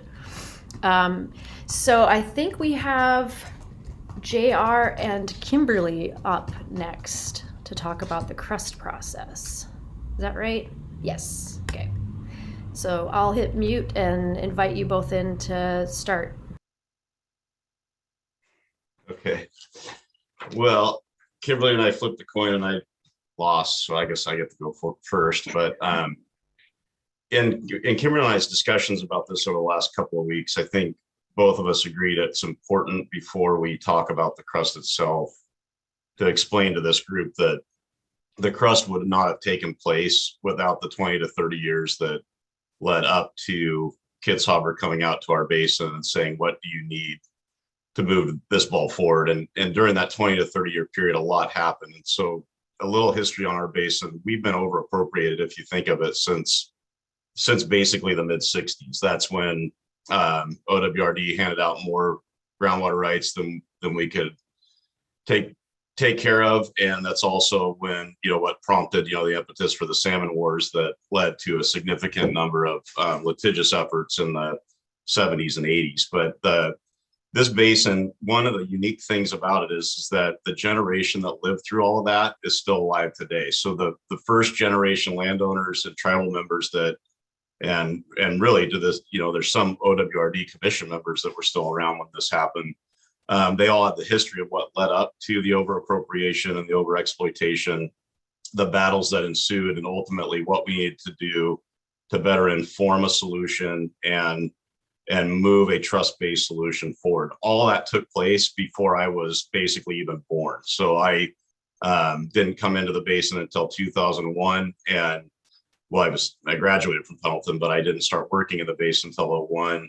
And a lot of this work had already been done. So that tells you the amount of historical context that went into the crust document itself, and the trust and the trial and error and the legislative battles, et cetera. And there's 3 key points that I think led up to saying we're ready, Governor Kitzhaber, to move this forward. The first was that we had the trial and error, and everybody, I think Kimberly will attest to this, was sick of the one-off legislative approach to fix our basin. We were done fighting. We needed to figure out a way to work together collaboratively. The second was we had the data to inform our decisions. We have decades of groundwater and surface water data to better help us understand, and the ongoing, real-time monitoring of wells, et cetera, that can tell you what's going on at a static level, that helped inform what we'd done to date and what we were attempting to accomplish and why on the groundwater saving side of the equation. And the third and final issue was that we had history of collaborative efforts that came together and got 1 or 2 things of a 3-step process accomplished, and what it feels like to be that third person in line and to be left hanging when 2 of 3 issues get solved and you're the third issue that needs to be solved and nothing else happens. And a great example of that, and I'll just lead it over to Kimberly after this, was the 2050 plan and the 7-generation principle that we adopted as part of our work with Bill Burke and Bill Quimps, basically that said, what can we do over the next 50 years to sustain our water supplies indefinitely? But the historical context of that was Senator Mark Hatfield and the Umatilla Basin Exchange Act that had 3 steps. He left office. 2 of the 3 steps were completed. The third and final step, which would have got the last remaining Umatilla River Irrigation District off the Umatilla River for fish protections and accomplish the tribal settlement, died in 1989. And so the tribes since 89 have been still trying to get their settlement accomplished, and we've got a district that's still been trying to figure out a sustainable supply. So the historical context, the crisis-driven context of that is what led us to the need to come together and tell Kitzhaber we're ready. And that's what led to, I think, a consistent and a concise effort under crust. And I'm going to kick it over to Kimberly to talk a little bit about the sideboards of. And there's a map that we have 1 slide, and it's a map that kind of shows that this isn't about the Umatilla River system. This is more about the Columbia Basin, which is, again, how verbiage can sometimes confuse people, is really what can we do with a little chunk of Columbia River water to fix long-term native water supply issues in the Umatilla Basin and the mid-Columbia. So with that, I'm going to hand it over to Kimberly to talk about sideboards, and I'll come back to see you here in a minute. Thanks, JR. So again, Kimberly Priestley, Water Watch of Oregon. In addition to everything JR said, I'm going to talk a little bit about both leadership and sideboards. One thing that really worked for this group was the really impressive state leadership. We had the director of the Governor's Natural Resource Office as a co-convener, along with a very effective local leader, Dennis Doherty. We had state agency directors at the table at every meeting. So we had Water Resources Department and Oregon Department of Fish and Wildlife directors at the table. So it sort of elevated discussion. I think it was really critical to our progress. The sideboards going into the process before we even started, there was a foundational commitment from the executive branch and also key stakeholders, including agriculture, that our discussions could not lead to harm to flows needed for fish. So that was sort of like a line in the sand from where to start to have these broader discussions. Once the group came together, we also agreed that the options that they should support and not impede other processes in the basin, including the Confederated Tribes of the Umatilla Indian Reservation tribal water rights settlement discussions, which JR referenced, the basin's 2050 water plan, Columbia River steelhead and salmon recovery plans, the integrated water resources strategy, and the Umatilla groundwater management action plan. So if anything, if any idea were to impede those, they just didn't even make it to the table. And then finally, importantly, from the get-go, the group agreed to some screening principles. And I think these were really important for efficiencies. And basically, people could bring ideas to the table if they were technically feasible, legally feasible, politically feasible, and economically feasible. And so with that screen, 30 ideas were brought to the table. We applied those 4 screens as well as looking at ecological impacts and economic development impacts. And that narrowed the 30 down to 9. And then just one more piece of process that I'll mention that really worked is we had like a consensus bucket and a not consensus, but we're willing to explore more. So that allowed for some flexibility. And then it was also clear in the document, in the CRUST document, that consensus meant, it wasn't sort of a carte blanche rubber stamp. It was more that this is a good idea and it deserves more investment, exploration, but it didn't tie anyone's hands. Like, for instance, there were some storage projects on there that everyone agreed we should go forward and look at these. But as to the actual process, there wasn't, or project, we didn't have to sign on the dotted line because there just wasn't enough information. So all of those in our mind, I think were really critical to a very efficient process that got us a document within, unlike some of these other processes we've heard about. This was, I think a year, less than a year. JR, you probably remember, but anyway, back to JR for what didn't work. Yeah, it felt like 10 years, but I think it was only a year. But I think it's really important, again, to talk about the geography, because this will get into the what worked and what didn't work. And so when in our basin, and it took me 10 years before people would hand me a pencil and let me write my own letter, because water is definitely, the basin understands the value of water, for one, and how finite the resource is for what we need to grow sustainably. But the one thing that we didn't get to until the 2050 plan, and really in the crust, is what is the geographical extent of what we can accomplish sustainably, and how do you manage those expectations? Because there's some people on this map that will never be able to develop water sustainably in our region and have the same level of opportunity that other regions do. It's just, it's a fact of matter with water. It's, it's a finite resource, and some areas have more opportunities than others. And so what we first had to do as a basin was more or less self-police and establish expectations and boundaries, and to manage those expectations. And the bottom-up approach of that, where you've got county commissioners, local business leaders, local irrigation leaders going to their neighbors and saying, this is the extent at which we think we can accomplish what we're intending to accomplish sustainably, and to be able to help carry that weight. That enabled the state to not have to politically carry that weight. That was done at the local level. Where the state top-down approach came from was that put your skin in the game, work with us on a list of consensus-based solutions first, let's, try those out and figure out, how far we can get there for the goals.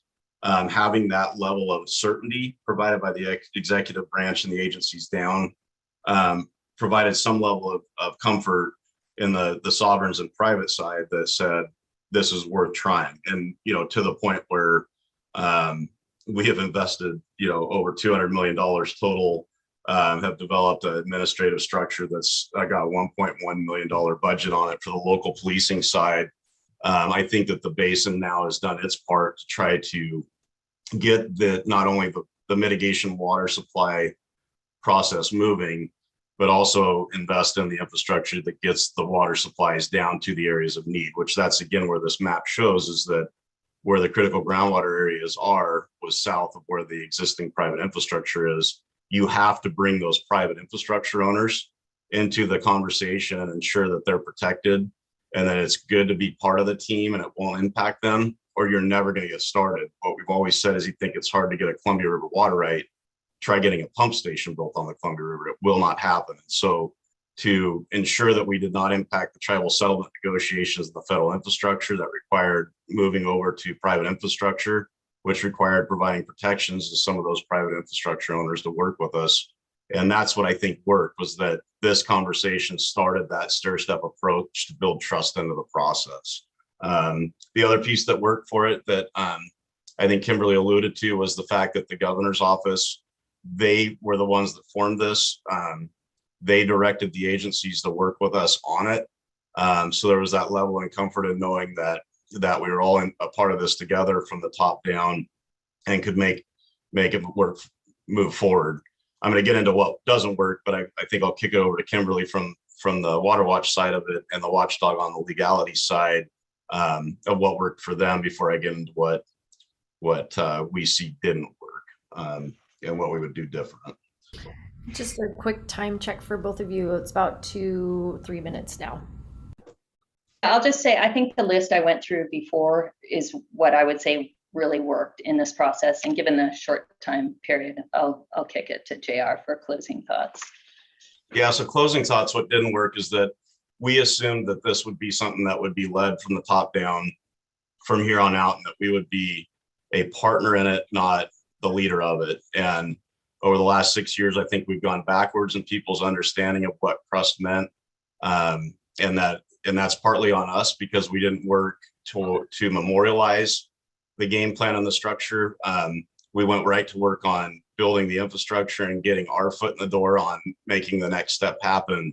But we had nothing to memorialize these future steps under this multi-biennium plan that would be a transition paper to legislators, not a full-blown re-education and bring us a ROC effort with new legislators and new executive participants. And that, to me, is where all of these plans will most likely fail, is if we don't memorialize them and we don't provide benchmarks and ongoing education and status updates. We fall backwards, and then it becomes a bring us the ROC and a regulatory approach again.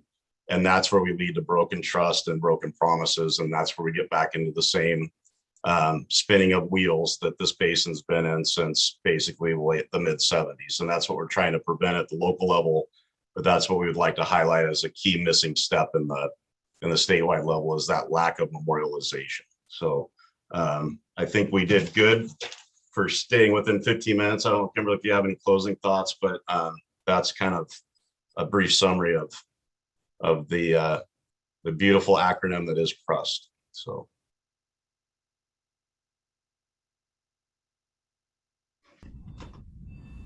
All right, thank you both. Let's hear from our next presenter, which is the Deschutes Basin Collaborative. We have Kate and Bobby. Bobby is going to kick it off, and Bobby, I'll try to share my screen for very few slides that you can speak to. Thank you, Kate.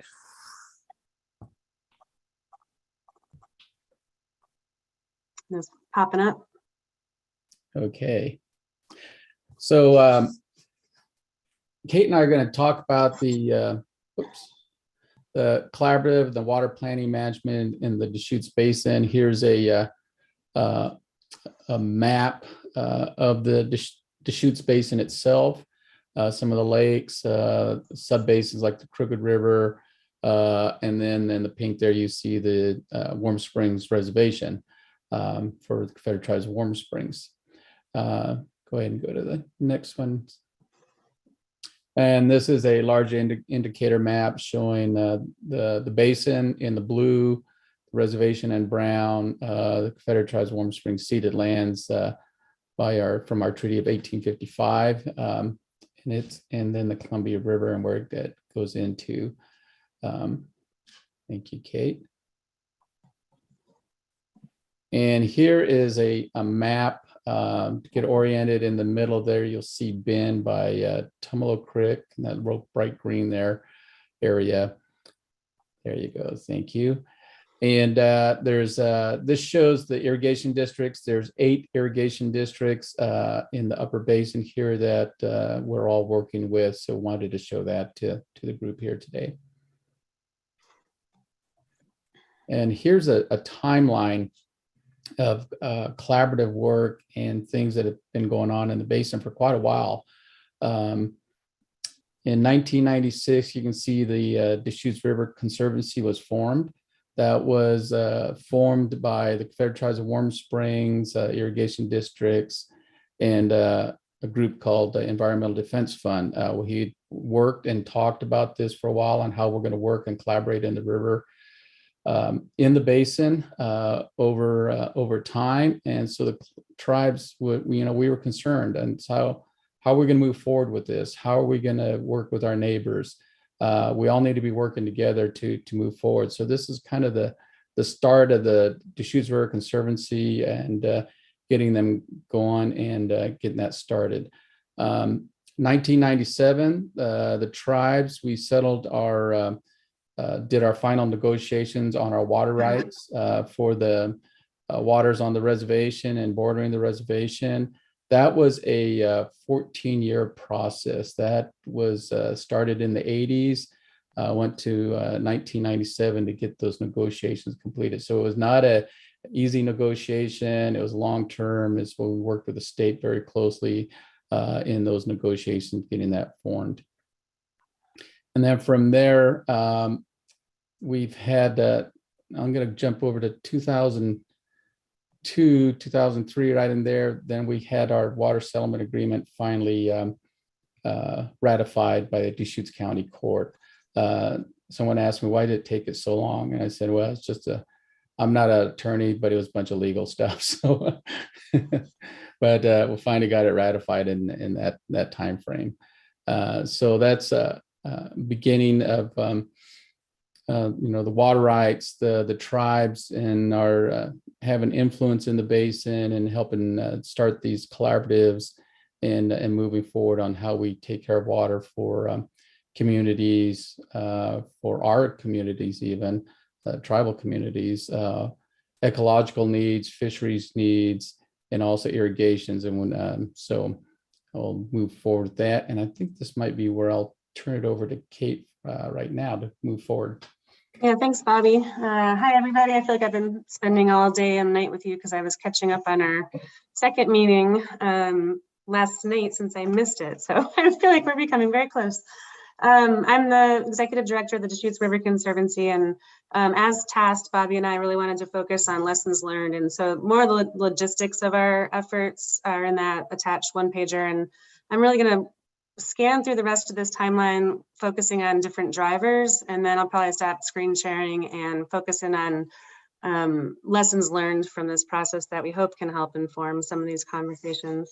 So as Bobby mentioned, really the collaborate, it says that we're here talking about the Deschutes Basin Water Collaborative, but we thought it was much more instructive to learn from the years of collaboration in the basin in their various formats, because we've been at this for a while, similar to the Umatilla. And the initial driver really, as Bobby mentioned, was the tribe's really critical interest in stream flow and water quality, and wanting to address those issues through consensus, not conflict. So those created balanced goals and honestly the sideboards for the work from there on out in the basin in its various forms. on the timeline here, the Deschutes Basin Board of Control is simply the organization of the 8 irrigation districts together, but that in and of itself was a collaborative act to try to not be as siloed and try to work together as an irrigation community. In 2004, what was called the Deschutes Water Alliance formed, which expanded kind of the DRC stakeholders with really one of the drivers for this was a USGS groundwater study in the late 90s that showed a direct connection between surface and groundwater and led to the Deschutes Basin Groundwater Mitigation Program. And so if you are a growing city trying to serve a growing community into the future, you now would need to mitigate, usually by retiring senior water rights, surface water irrigation rates in stream. So that necessitated all the partners, we call them the 3 legs of the stool, so in-stream, cities, and irrigation interests, really needed to work together to meet the various goals. The Deschutes Water Alliance was the umbrella for that at the time, and we received some money from Reclamation to do an initial set of studies that were completed in 2006 that we held a water summit around. And so I should pause and say that we are data rich in the Deschutes relative to what I'm hearing from a lot of areas in the state. And these Water Alliance studies added to the data on supply and demand gaps and what the potential solutions were. You see sort of a gap here until 2012, and this was filled with implementation. So we took that information and some of the projects we've been doing, and we really ramped those up during the time. So one of the key points here is that planning and implementation have been an iterative loop in the Deschutes. In fact, we've never had and don't yet have a comprehensive water management plan. We're working on that now, but that has not stopped us from implementing along the way. Just skipping ahead, the Deschutes Water Planning Initiative and the Basin Study Work Group were really an attempt to address the complexity of one of our reaches, the Upper Deschutes, that entailed the need for more information and more collaboration. The Basin Study Work Group secured a Reclamation Basin Study Water Smart grant to funnel $1.5 million from the state and Reclamation into more information on supply, demand, and strategies. And that was a really robust process where we had 46 stakeholders actually co-managing the study with decision-making authority with Reclamation. So we really created a lot of information and a lot of informed stakeholders and continued to build relationships along the way. At the end of that study was not meant to culminate in a plan. So the stakeholders wanted to continue its work together, and we have relaunched ourselves as the Deschutes Basin Water Collaborative with even more stakeholders and the goal of accelerating projects to meet in-stream and out-of-stream needs and actually developing a comprehensive basin plan. So with that, I'm going to stop sharing and see if I can pull up my notes here. Just some of the lessons learned, and then I'm going to go high level and maybe we can dive into these in conversation. Again, the tribal perspective and their good neighbor policy really set the tone in our basin around consensus. The balance between in-stream and out-of-stream needs has always been protected, although we've had to adjust along the way to try to keep that balance, but that's been really important in the Deschutes. Really, we've been prioritizing keeping everyone at the table, and this is not always easy for those of you who are part of these processes. We've been largely successful, but we've had to shift and adapt and learn to be able to make this happen. We've had times where active litigation was happening between partners at the table, and we were still able to keep the groups together working. To state the obvious, relationships are at the heart of this. Another example is irrigation districts, in our basin have been fairly consumed with their own planning effort under an ESA habitat conservation plan, which is narrower and under kind of a regulatory framework. So we always have to think about what do they have to gain from staying at the broader collaborative table. So always trying to make sure that people have a reason to be there and keep people at the table. One of the takeaways I think is that in our case, the DRC has provided continuity and capacity over time. So as a 501c3, we've been securing funding to keep this collaborative efforts going, and we've had the staff capacity to provide technical resources along the way. Not to say others haven't contributed, but there's been an entity whose day job it is to think about how to meet all the needs. That doesn't necessarily have to be a DRC. I think it could be a lot of things, some sort of regional governance authority, but I think without somebody tasked with that and having capacity, I think these groups will continue to to struggle with how to keep themselves funded and who's facilitating, who's keeping it together, through time. On that note, it is timely. I love that Kimberly and JR invoked efficiency. I mean, I love that you did that in less than a year, because it's not usually an efficient process. And I think that's always a great goal, that collaboration takes time and it's hard and it never gets super fast and easy. So even though we've had a fair amount of project success, we've also had, all throughout the timeline, challenges and, challenges to our patients. I mentioned the data baseline was super helpful, both existing data that the state had, and then also USGS as well, and then also the efforts we had to gather more data. My last lessons learned here relate to state engagement, just some thoughts on how through these efforts the state has participated. I think early on when the DRC was formed, the state was really more of a administrator of in-stream and water rights transactions. And so, which is an important role, but they were very, I would say, reactive and not really leading the conversations, but processing paperwork that would help our goals move forward. We have had local OWRD representation on the DRC board over this whole time, which has been invaluable. And then, the state had some really good data for the Deschutes that was always helpful. And as we went through the basin study process, they contributed more and more technical information, specifically on the hydrologic modeling side. That was really invaluable. And then also on the policy side, but I think this is where we started to see that the state was not super well equipped. It's not the way they'd been doing business to respond to a basin's policy questions and challenges. And so while they did provide some of that in the basin study, it was a little bit timely and a little bit clunky. And I think that kind of goes to our largest recommendation, and state involvement would be, the ability to engage with us on complex policy issues and sort of help us solve those problems together. The way we need to move water in the Deschutes doesn't fit neatly into the existing policy boxes. So we need to work with the state to be more flexible and adaptive to meet the balance needs within the sideboards of meeting state goals. So that would be kind of a shift that we're hoping to see, and we're actually thankful and optimistic about the new complex basin position that is going to help us with that. I think this is increasingly important in a climate change world where things need to adapt maybe a little bit faster than they have in the past. Lastly, funding, state funding was helpful in the basin study and also the existing grant programs the state has. But, we always need more implementation funding. I think if you're gonna look to communities to do this work, I think the state has an important role in investing in the community capacity and the facilitation to do that. I think you can't really expect every community to find a way to figure this out and sustain it for the long term without some serious state capacity and support.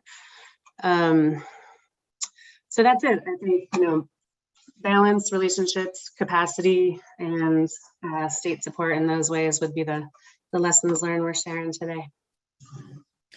And I want to add that it's amazing to myself, and then Kate and I have talked a lot over the years about water in the basin, but it's the partnerships and everyone's still at the table. Everyone's still talking to each other. Everyone's still working together. There's always that natural tension, but there's a lot of trust amongst folks who are able to sit down and have coffee with each other and have a discussion. But it's taken a long time to do that. It's taken years to build those relationships and be able to have what we have in our basin right now. And also I failed to let you know that I'm also the chairman of the Deschutes River Conservancy, and I'm also the lone co-chair of the Deschutes Basin Water Collaborative right now, but soon we'll have a couple others to help me out. So.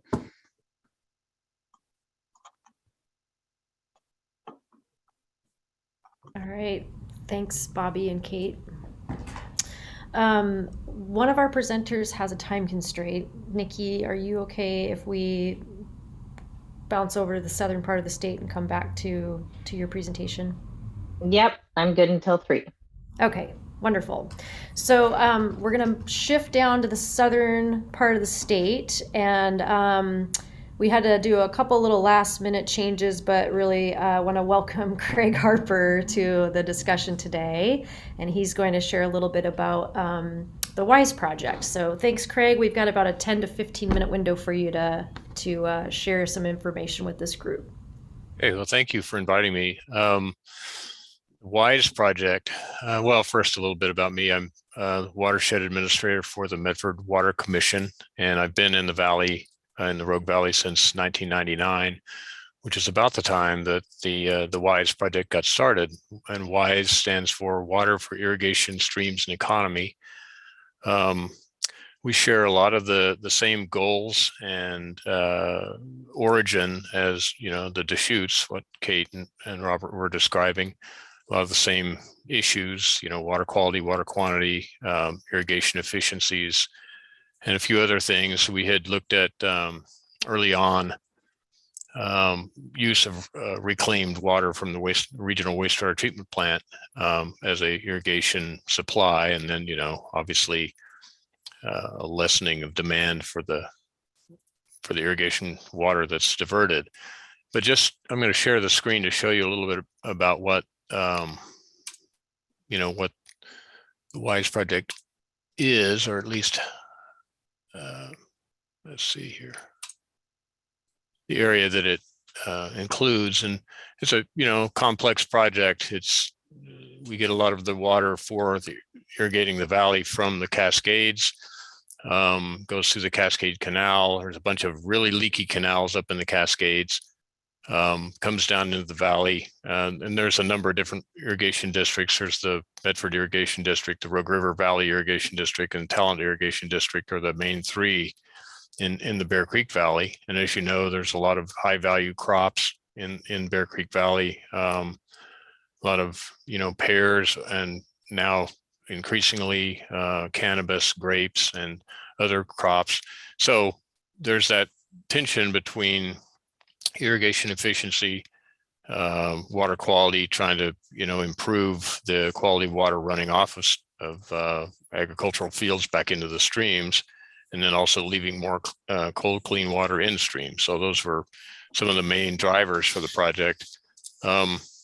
Early on, the project, the origin of it was back in 2000, was basically pretty simple, trying to change the irrigation point of diversion on Little Butte Creek to, you know, farther down in the Rogue. So to leave more water in stream in Little Butte Creek, which is directly upstream of the Medford Water Commission's water supply intake on the Rogue River.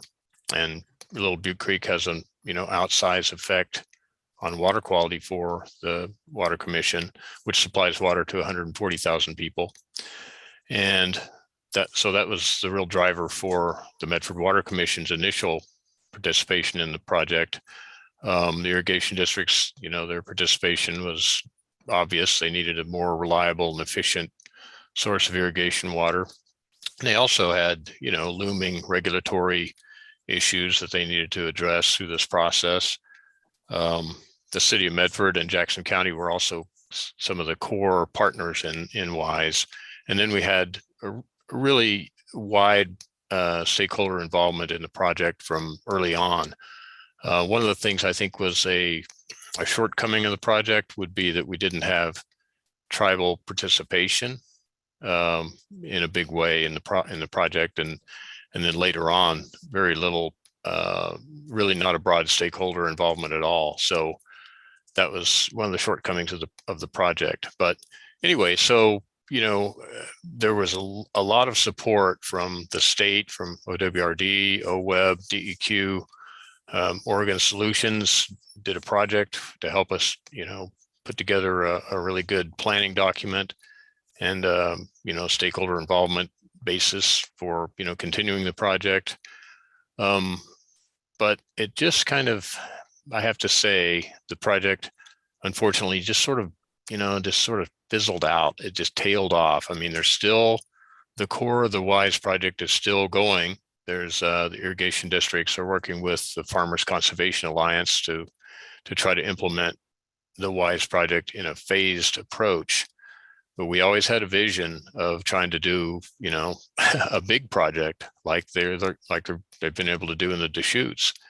And I think that part of the reason that the Rogue wasn't able to accomplish that was partly because of the lack of broad stakeholder involvement throughout the entire project, and partly because our goals were a little bit nebulous in that we had, you know, there was big pipes that we needed to line, or big canals that we needed to line up in the Cascades. There was a lot of feeder canals and larger canals when you get to the head of the, you know, there's a Bureau of Reclamation project in the upper part of the Bear Creek Basin. That's the TID project.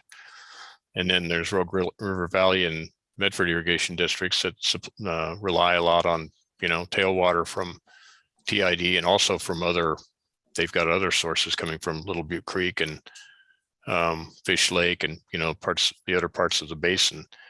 So the complexity of the system was difficult. The how water would be shared was always kind of a fear of the irrigation districts. They didn't know, you know, how much of the water that was conserved would have to, well, you know, they had an idea how much would have to be shared, but exactly how much and how they would be able to get the funding to do all the piping and modernization of the system was always a big question. And it's always, you know, kind of a chicken and the egg kind of a question. So I guess the project continued to kind of limp along. I mean, and, you know, I was thinking about this today. It's like, well, what would we do different if, you know, if I was king and we could go back to 2000 and design the project to move ahead in a more efficient, successful manner.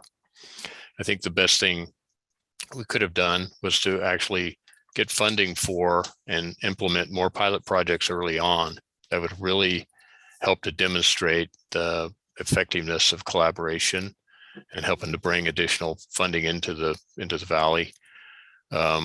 I think developing a tight schedule and getting commitment to comply with that schedule from all the entities would have been really important. And then to, you know, seek support and funding for a full-time coordinator. That was one of the things that we had a great part-time coordinator, Steve Mason, and he put his heart and soul into the project, but, you know, we didn't have enough funding to really pay him to work more than a third of the time at the end of the project, especially. And it just wasn't enough to keep momentum up, partly because I guess because of suspicion on part of some of the members of WISE, and also because of maybe a lack or not as much regulatory impetus as there were in other places, like the Klamath or Deschutes, for example. So, you know, there were a lot of other things and good things that were going on and have been completed in the Rogue. You know, the Rogue Basin Partnership got together. We did a region-wide land use plan. We've developed the Rogue Basin Partnership out of the Rogue Basin Coordinating Council, which was originally watershed councils. One of the best things that's happened, in my opinion. We have a merger of the watershed councils in the Rogue, one of the really most successful mergers in the state, if not the most successful, and a very active and effective watershed council now, the Rogue River Watershed Council, which goes from beyond Grants Pass all the way up to Crater Lake. So the irrigation districts now, Medford, Rogue River Valley primarily, along with Talent Irrigation District, are working with the Farmers Conservation Alliance to continue the WISE project, and have been successful in getting some implementation projects, you know, up in Little Butte Creek watershed primarily. And we hope that they can continue to, you know, as far as the Medford Water Commission goes, you know, selfishly, the more projects that are done in Little Butte Creek to help protect water quality, the better for us, better for our customers, because there's, the cleaner the water is coming out of Little Butte Creek, which hugs that south bank of the Rogue River just above our intake, where our intake's located. The better for the treatment plant. Protect your source, and you have less treatment to less expensive and more effective treatment. So from that point of view, we are strongly encouraging, supporting projects upstream in the Little Butte Creek watershed, but we also recognize that almost all of our customers live in the Bear Creek Valley, and we'd love to have, we in general are big supporters of the Watershed Council and the Rogue Basin Partnership, and want to see additional improvement in water quality and quantity and flow in Bear Creek Valley as well. So kind of coming back to, what would we have done earlier or better? I think the public engagement and stakeholder involvement, it was really high early, and we had good success from that. But then I think, partly tied to the reluctance to move forward and the just long schedule of the project, I think the public involvement was lower later just because people got worn out. So that's really about it. I'm going to stop there.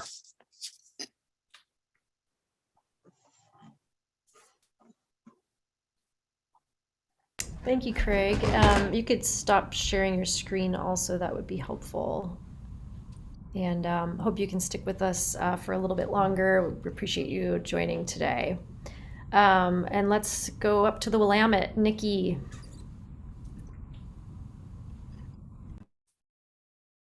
All right, let's see if I could share my screen. So.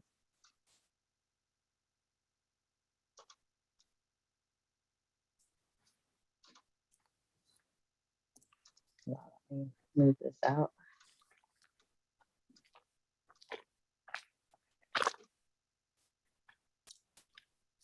Can you guys see that? Okay, so let's see, this is a little different of a story.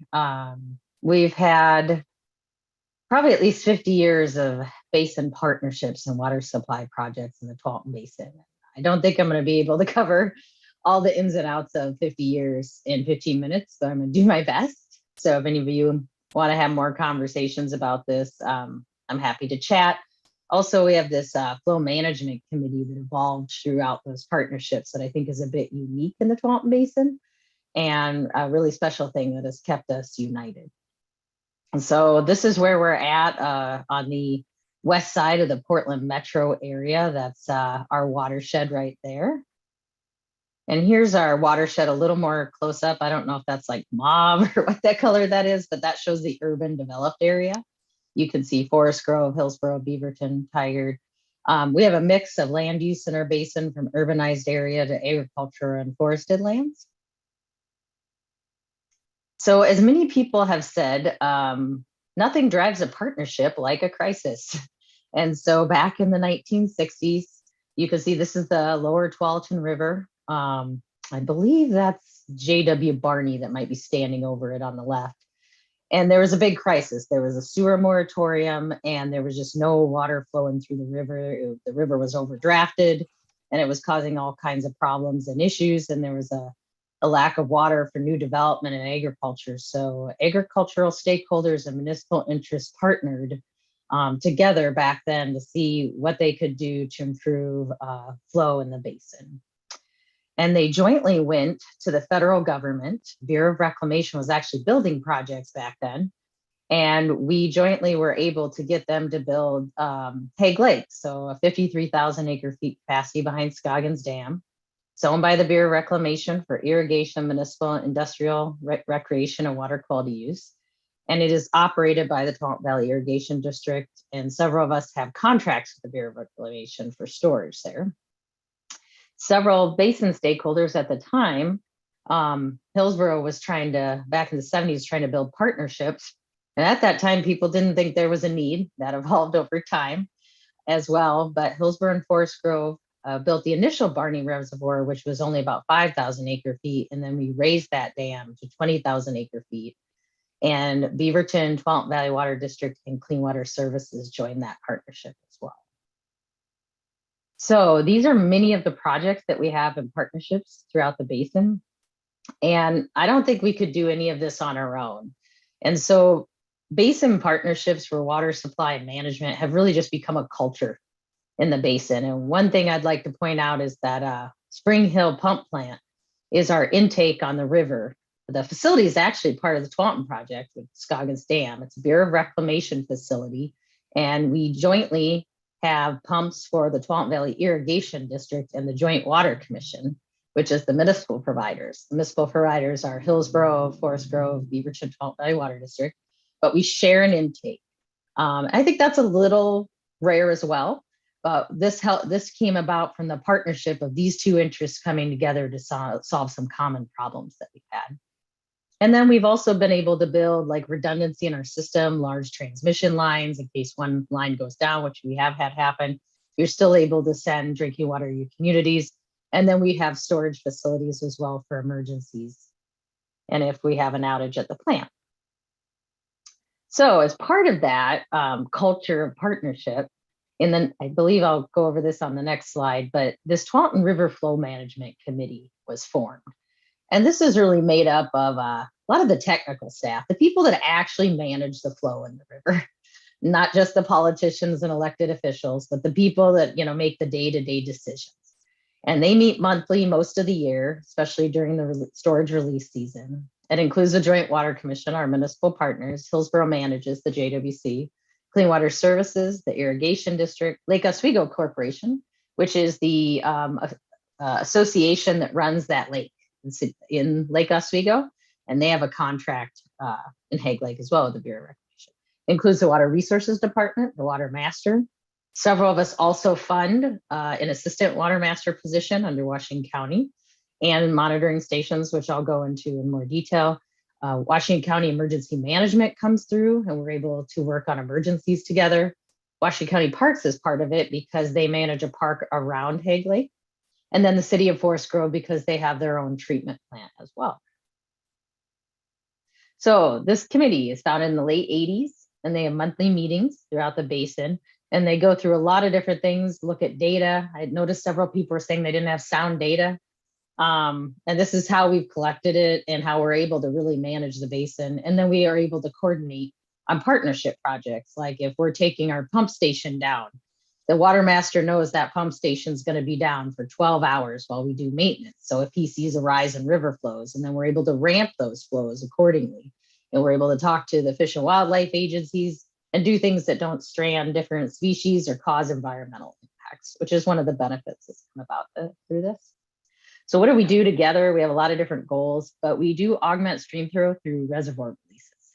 And so there's something that we call, it's where you're not self-regulation, I think was the word they called it, where you're not actually regulated off the river, but we have different events in the basin where we might, like an agency might send stored water down, you know, during a drought or different things as you're getting close to that flow.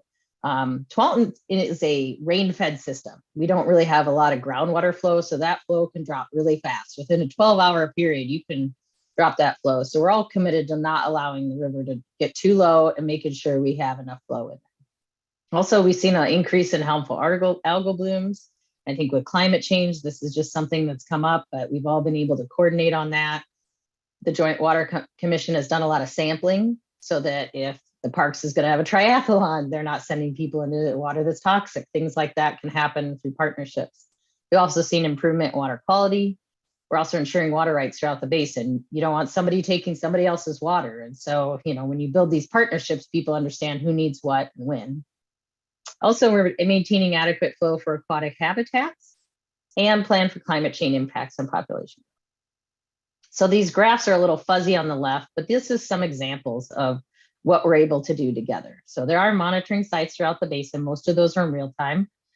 Majority of them are for flow, but we also have several key water quality stations as well. And they're monitored and funded and maintained by several organizations. the Bureau of Reclamation, USGS, the Water Resources Department, Clean Water Services, Lake Oswego Corp, PVID, and JWC. So we all fund these stations together. And reservoir releases and updates on what's happening at the reservoir and flows are shared through daily emails. So there's a major email listserv, and we all see who's taking what water, what flows are at every gauge in the basin, and any kind of plan changes that may come through. You look at that lower left-hand graph, you can see that red line, that lower line, that's the drought of 2001, where both of our reservoirs filled less than 50% of capacity. And what we did in that basin is we coordinated really closely. We installed more monitoring gauges and flow stations so we could monitor everything happening in the river. We could maintain flows. And then we shared resources between each other, between the municipal providers to make sure everyone had enough flow. We did a really aggressive conservation and curtailment campaign. And our public, even through voluntary conservation measures, saved about 20–30% of water. And then we had mandatory curtailment measures that we actually didn't have to go into because people were so good about doing the right thing and they understood the impacts to the river. So how are the station data used? Well, decision-making, water rights compliance, storage agreements, TMDLs, water quality. There's 17 stations that help OWD Water Master manage and regulate water rights in the basin. I don't know if this is very common, but I don't think this would be happening if we relied on the state. I know that's not a very popular thing to say, but it's a reality. Like when you're competing for funding against healthcare and education and homelessness, water just doesn't tend to rise up to the top. And we haven't seen consistent funding in the state to adequately manage flows in a lot of different basins. And so in our basin, to avoid crisis, we had several different agencies come together, and we are funding the majority of this. And then we coordinate it all through the local water master, and they could lead the charge on the stations, maintaining them. If one is out, we might help support them on equipment or installations. It also has helped us with long-term changes, water quality and availability. This partnership, we started seeing, I can't remember, it was 2008, I think somewhere 2008, we started seeing some really bad water quality. We're like, where is all this, total organic carbon coming from? We were having issues with our filters. We started noticing a lot of green algae, not blue-green algae, luckily for us at that time at JWC. Downstream, they ended up having, and we all became what we called watershed detectives to figure out what happened. What happened was that there was a berm at Wapato Lake that had breached because of a winter storm event, and it hadn't been strengthened enough, and it breached. And then a lot of water got trapped in there and a lot of fish, and we all came together to help improve that structure. We actually funded the rebuilding of it, and we partnered and helped funded a new pump station, all in coordination with that Wapato Lake District. It was taken over by, I think, it's a national wildlife refuge now. They were in the transition, and I think that's why there wasn't the best maintenance of facilities going on when you're changing ownership. We worked with DEQ to come up with a management plan on what water quality we needed to monitor for. We installed additional gauges, and now we manage that as part of the basin. And we've gone through a lot of different work together to make sure that that type of event doesn't happen. There was a pretty big fish kill associated with it. The DO in the river was terrible. And so it was really the local partners that came together in coordination with the state to fix those type of problems. And that's just something I think when people are the best is when there is a crisis and they can help. So every year we put a pretty massive annual flow report together, and it's publicly accessible on our website. I think it's in right there at the bottom, also in the memo that I sent back. And this includes all of our data. And I think one thing that's a little different to Walton Basin, which might not work for everyone, but all of our users measure and monitor. And so the irrigation district requires that of all their farmers. It's required of all the different people in the basin, and we wouldn't really be able to manage it without that. And that's because when you're doing storage releases and you're trying to be very efficient, nobody wants to be taking someone else's water. You have to really know where the water's going, where it's being applied. One thing that we've had an amazing relationship with the irrigation district and really working closely with them. I think having that district, it'd be really tough for any individual farmer or even like a small city to do any of this work on our own. This is really expensive work. The more you can come together and more people can work together, it's cheaper for different interests to do. And you can do a lot, but you can do broader work. You can do more programs than you would on your own. So this is near that site where that I think J.W. Barney was standing over the river, the lower Tualatin River today. And you could see, the different changes that have occurred since then. Like I mentioned, you get economies of scale when you have more people working on a program. It's easier for any of us to manage financially or with your own resources and staffing needs. I think several people have mentioned this. Relationships are key. You know, it takes constant care and feeding. It's not like you're going to do one agreement and then be done. So that's what's really important about these meetings that we have with different stakeholders. Is we're sharing what's happening, we're very transparent, all that kind of thing, so we can work together on solutions and so people know what's happening in the basin. It's important to understand other people's perspectives. You know, I notice when some of these newer groups come together, people can take things really personally because they have really different viewpoints on the work that needs to be achieved and the outcomes. But when you build those strong relationships, you can really understand other stakeholders' perspectives and why they're coming from the perspective they are. You may not always, you may agree to disagree at times, but I noticed that kind of veil of people taking things really personally goes away. And you understand why they're coming from a certain perspective. And we're just stronger and we're better together. We're able to get a lot more done. I don't think we would have been able to fix that berm at Wapato Lake. We wouldn't have been paying as close of attention to their management plans going forward. And so the more you can partner together, like the stronger you are when you do need to move forward together on policies changes. And last, I would just mention of alternatives analysis. You know, one thing that you can get happen is you kind of get stuck and we're all building this project together. But sometimes fatal flaws come up and you have to reanalyze for your agency. Does this project still make sense? I think a good example is many of us were working on the Scoggins Dam raise. I started at Hillsborough in 2007. That project was going to be built by 2016. And so many new things came up. The cost of the project within 5 years increased fivefold. We found endangered species in the inundation zone. New seismic data showed that it was, you know, our initial plans weren't going to work because it wouldn't withstand the subduction zone. And several of our municipal providers, you know, worked together on alternatives analysis, but we did that with all the stakeholders in the basin. Even though we were the decision makers, everybody was at the table to give their input. And we chose to go to a different path. And recently, I think Clean Water Services has also chose not to pursue the dam raise. You know, that's something that I think some of these things that were done in the past, you know, I personally don't think a lot of dams are going to get built across the state. Just like JR mentioned, it is really challenging to build water supply projects anymore. They're incredibly expensive and most ratepayers, you know, don't have the affordability to make that happen. So this is going to drive people to find, you know, better, more collaborative solutions. So in our basin, we still continue this partnership model. As I mentioned, the municipal providers saw that we weren't going to have the water supply on by when we needed it. So several of us broke off, Hillsborough, Beaverton, Tualatin Valley Water District, to build a new supply on the Willamette River. And this was something I just want to mention that we changed our approach over time. A lot of the municipal interests, like you go through the permitting with the federal government through the 404 permits, and then you go through 106 consultation with the tribes. And we kind of wait to engage the tribes until that point. This time when we were routing this pipeline, I think we had about 120 routes that we could have taken. And we engaged and sent letters to several of the tribal governments, and the Confederated Tribes of Grand Ronde responded, and they wanted to meet with us. And we went and met with them at their center, and we shared all of our routing information. And we learned a lot from that. And so we learned how they wanted to interact in the project, and that they weren't the public or a stakeholder, they're government. And they have vested interests in this basin, and they gave us really critical information on areas to avoid for our pipelines. They also made sure and asked us to keep a lot of that information private. It's not available for public information because some artifacts get stolen, you know, tribal sites can get raided. And so we learned how we needed to keep that information private and we could protect their interests as well.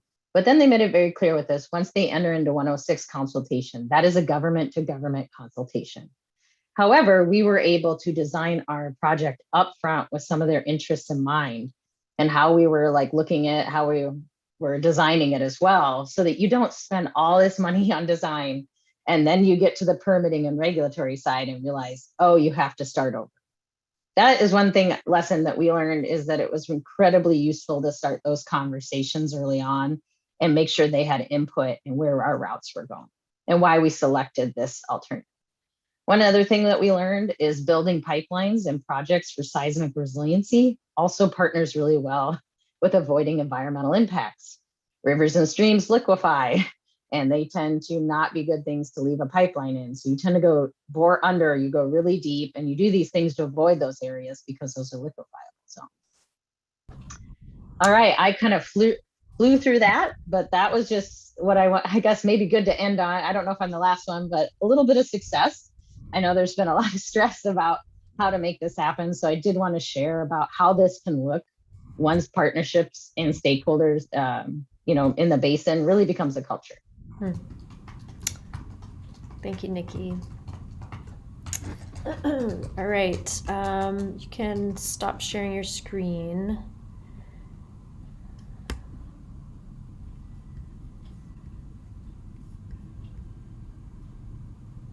I'm trying to. Oh, there it is. It wasn't popping up. Okay. I was like, where is the button? All right, thanks. Like, but the visuals, I put the visuals there. Thank you. And so another virtual round of applause for our presenters for the second round. Really appreciate the time spent and the thought put into those presentations. I'd like to suggest we have about an hour to go, and I want to kind of circle back to the previous Jamboard questions that emerged from the first round of conversation. And what I'd like to do is, if you presented today, if you could leave your screen on, hopefully most of us are still here. I'm not sure if we've lost. I know Craig has to bounce in about 5 minutes. But if you could, if everyone could turn their screen off and then just have those who presented bring your video forward. And I'm going to take my video off too, and I want to just invite you into a little bit of a what we'll call a fishbowl. And I'm going to go back to some of the questions that work group members raised in the last round, and we'll have another opportunity to do another Jamboard. But just in the spirit of not losing, as you suggested, Marianne, the questions, like, let's see if we can hear from folks real time and get as much feedback as we can. Nikki, do you have a question? No, it was just a comment that I wanted to make that I forgot to make, was that, I think there's a real difference between people that do project delivery and state agencies that are regulators.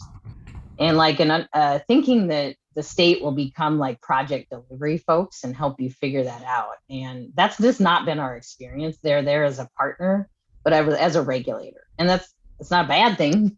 We have to all make sure that things are happening the right way. But oh, I'm so sorry. Oops. Sorry. Did you hear any of that, or was I muted the whole time? Gosh, my computer's doing some weird things.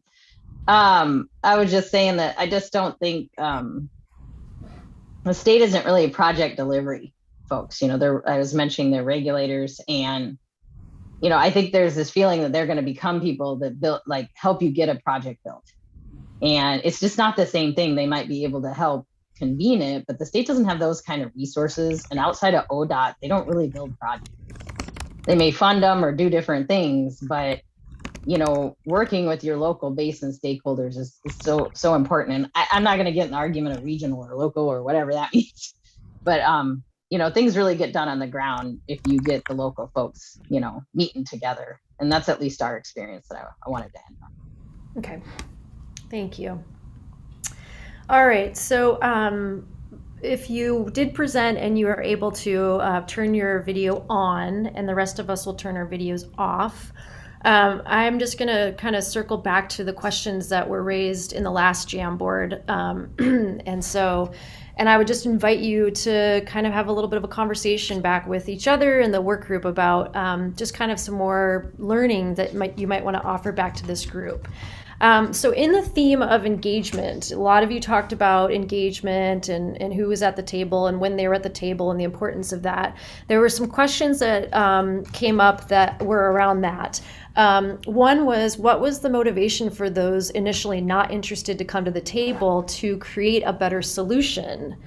And then there were some specifics around specific people or groups. How were local water right holders engaged, and how did the work group go about addressing conflicts between them?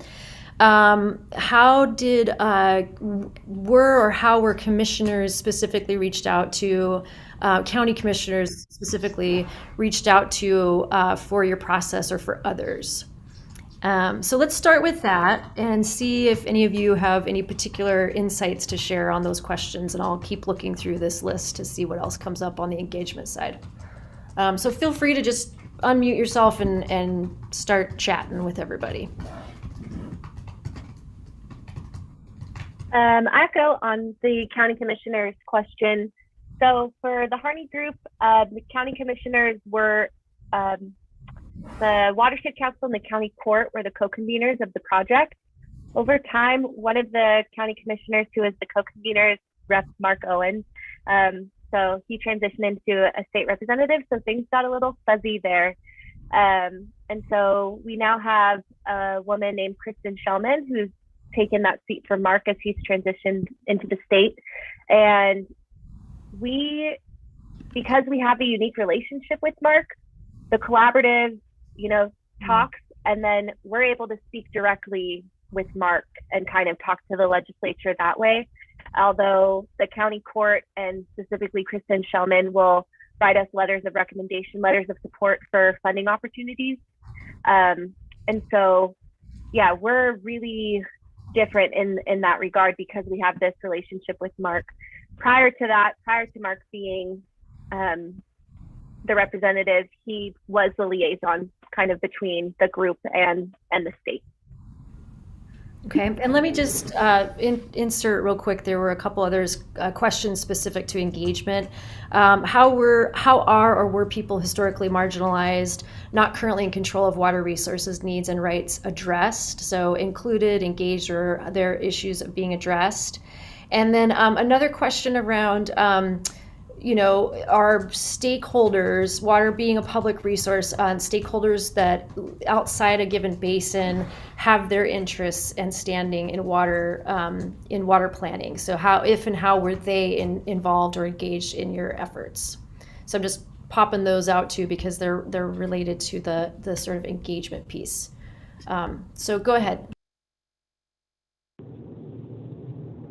This is Commissioner Beveridge, Upper Grand Ron, and we did have quite a few stakeholders that were out of the region that care about the water in our basin, and I think that's important. We would have hoped to even have more people that were involved that were out of the region. We did invite some people that didn't come, that we would have liked to have had there, but we did our best to put the word out, but you can't just wrangle people and tie them up and bring them to the meeting. And on the marginalized question, we really on the training that we got as conveners, we tried to make sure that if we noticed that someone hadn't spoke, that we went around the room and we would go one by one and make sure that everybody felt like they could speak. And so we tried to do that when we saw that someone wasn't talking much or seemed, like they weren't involved. We didn't want them to just sit there and stew and be angry and not share their feelings. So we tried to make sure that everybody felt comfortable sharing what their views were.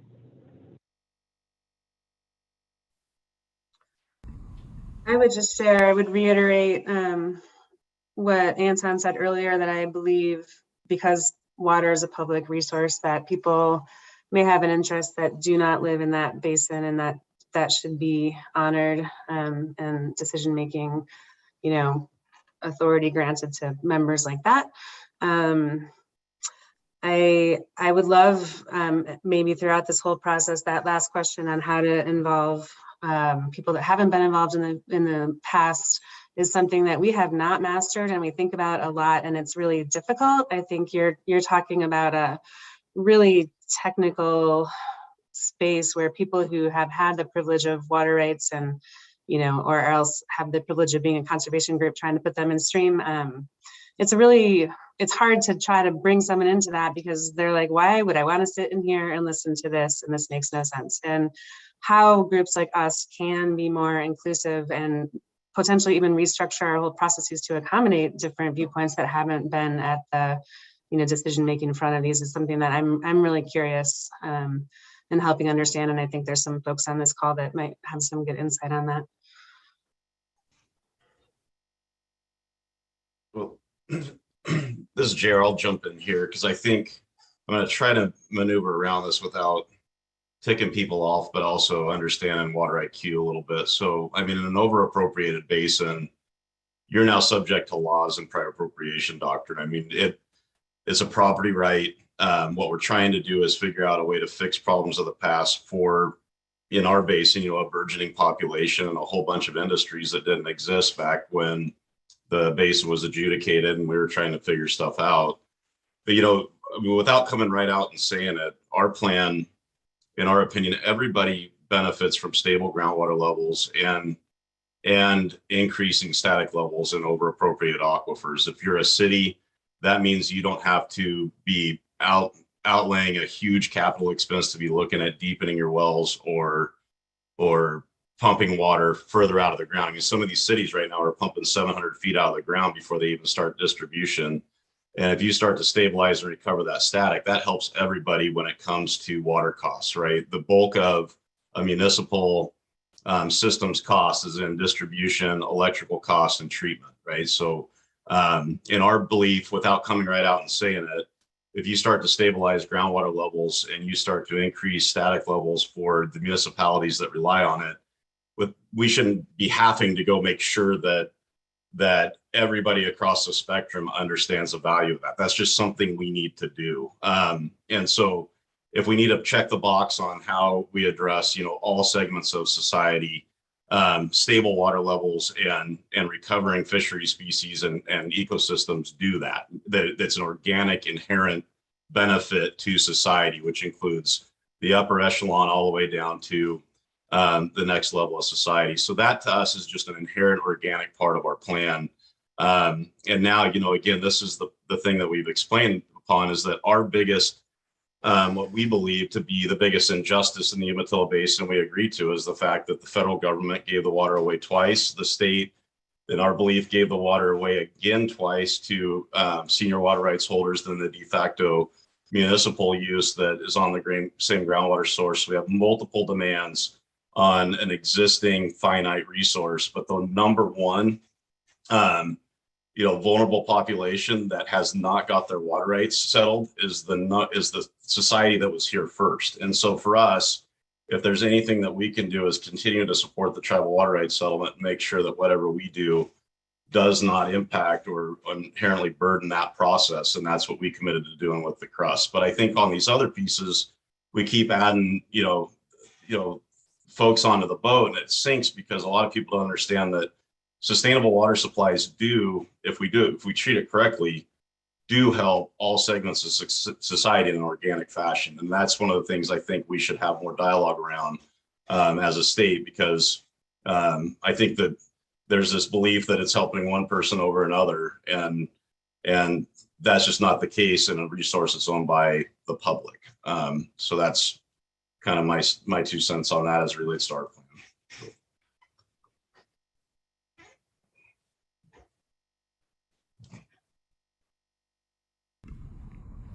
Other thoughts from our presenters on the questions around engagement before we move on? Yeah, I have a comment. One is, you know, for the Deschutes Basin, one of the things that we had done over that long timeline that we shared, Kate and I shared with you, is that we've had water summits. You'll see one of the water summits, the most recent one on that timeline with the state of Oregon and the tribes that we put together for the basin to bring everybody that we could together to talk about water and what are the needs for the basin for water. So we've had several of those forums through the years to try to get people aware. Somebody asked a question about county commissioners. We had county commissioners there involved in those sessions. So that's just another part of outreach and communications and trying to get that information out there to the community and others that live in the basin about water. And it can be really wonky at times, as Kate mentioned, and trying to get, you know, the general public to understand that. I mean, if you look at the Bend Bulletin or the paper from Prineville, there's something about water in the papers almost every day. So there's a lot of information out there, but it gets really complex when you start talking about water law, water policy, and how all that works, because it's just to the average person, water just should be flowing from the top of the hill down.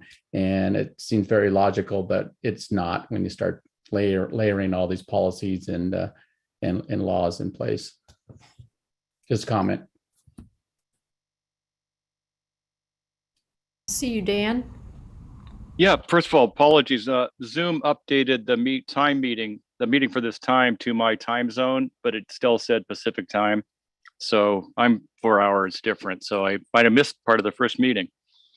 Thought it was going to be late, but in any case, on the engagement side in the Rogue Basin, it's sort of interesting right now. I think certainly the watershed councils know those guys, but just recently the United Way of Jackson County, which is a pretty diverse, very active United Way, has just created a water committee specifically because they were concerned about the impact on our water situation down there in the Rogue Basin, particularly as it impacts low-income farm workers, many of whom just had their houses burned down the year before and then not having water in the summer where they were working. So it's that's just starting. It's going to be interesting. I mean, Bobby's points are right. I mean, it's the the first time you have a meeting with folks who haven't been in this stuff, it's definitely kind of a lot of eyes glazing over, and it does get complicated pretty quickly. But I think this is a good opportunity to reach out to communities that haven't really been involved in this just because of what's going on the ground. So it'll be interesting to see how that develops down there. Thanks, Dan. All right, so back to our presenters. I'm just going to kind of sift through some of the other questions that came up in the first round of Jamboard, and I'll just toss these out, and anyone that is so moved, please speak up if you were presented today on what insights you might want to share with this group. How have the ideas interacted with current water law? Have there been any limitations to implementation of plans, or is the issue more resources, data, infrastructure needs to fully realize those plans? There was a question around state support. What has state supported meant in your process? And how will the state support implementation or use the plans to make needed changes that reflect the community needs?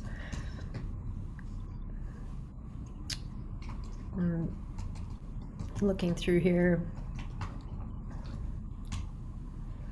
There was, sorry, one more. There was a note around need for implementation guidance was noted, difficulty prioritizing actions. What do the place-based planning groups think are important elements that should be in the guidance? I'm assuming that's what that question meant. Go ahead.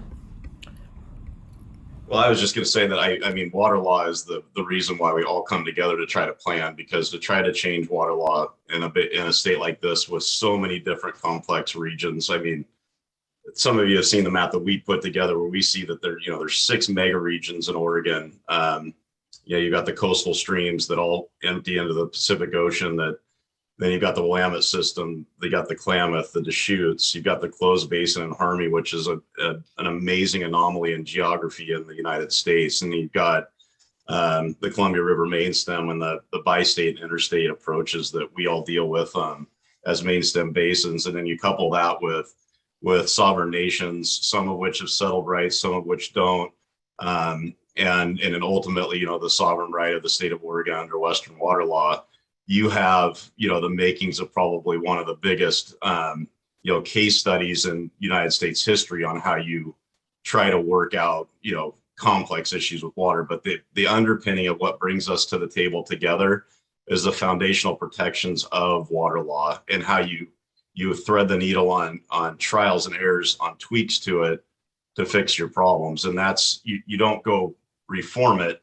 You look at where it's working for protection and where you need tweaks for your specific need. And a great example on ours is our groundwater banking effort, where under law, people that haven't exercised their groundwater rights for over 40 years because they've been cut off, those are still a valid groundwater right. And a lot of those people have passed away, and a lot of them don't want to get back into irrigated agriculture, but they still have an underlying junior right that as we start to save groundwater, by law, the state can just hand that to that person without them even knowing what it took to get that groundwater saved to be able to be, considered for pumping again. How do you tweak that in a way that does not jeopardize other basins' ability to manage, their groundwater savings program or banking? And when we get into a system, I think the biggest concern of our basin, and probably what should be the biggest concern of the state, is that a lot of people think that, well, let's go to water banks or water markets because that's the way we can address this and get around water law. We always like to say, you think commoditized agriculture is tough. Wait till we commoditize the fundamental element to life. And commoditizing a resource and putting it up to the highest bidder or a corporate entity in Washington, D.C. or Chicago over our people in Oregon, that is a very, very big concern when you look at markets as a way to get around or to address water law. And that's where we get really, really nervous in Oregon, especially, people that are the downstream water users, because, the old adage, I'd rather be upstream with a shovel than downstream with an attorney, right? So, but getting to the point on water law, it is the key reason why we come together on these consensus-based efforts, is that regions have come together and said the current system's not working. We don't want to reform the whole system, but can we do things here and there under existing law or under the public interest review under rule that can allow us to tweak the status quo a little bit to fix 2021 or 21st century related issues. So I think I'm just going to get to the point. Water law is what brings us together and what provides the protection to have the discussion. Others want to weigh in on any of those questions?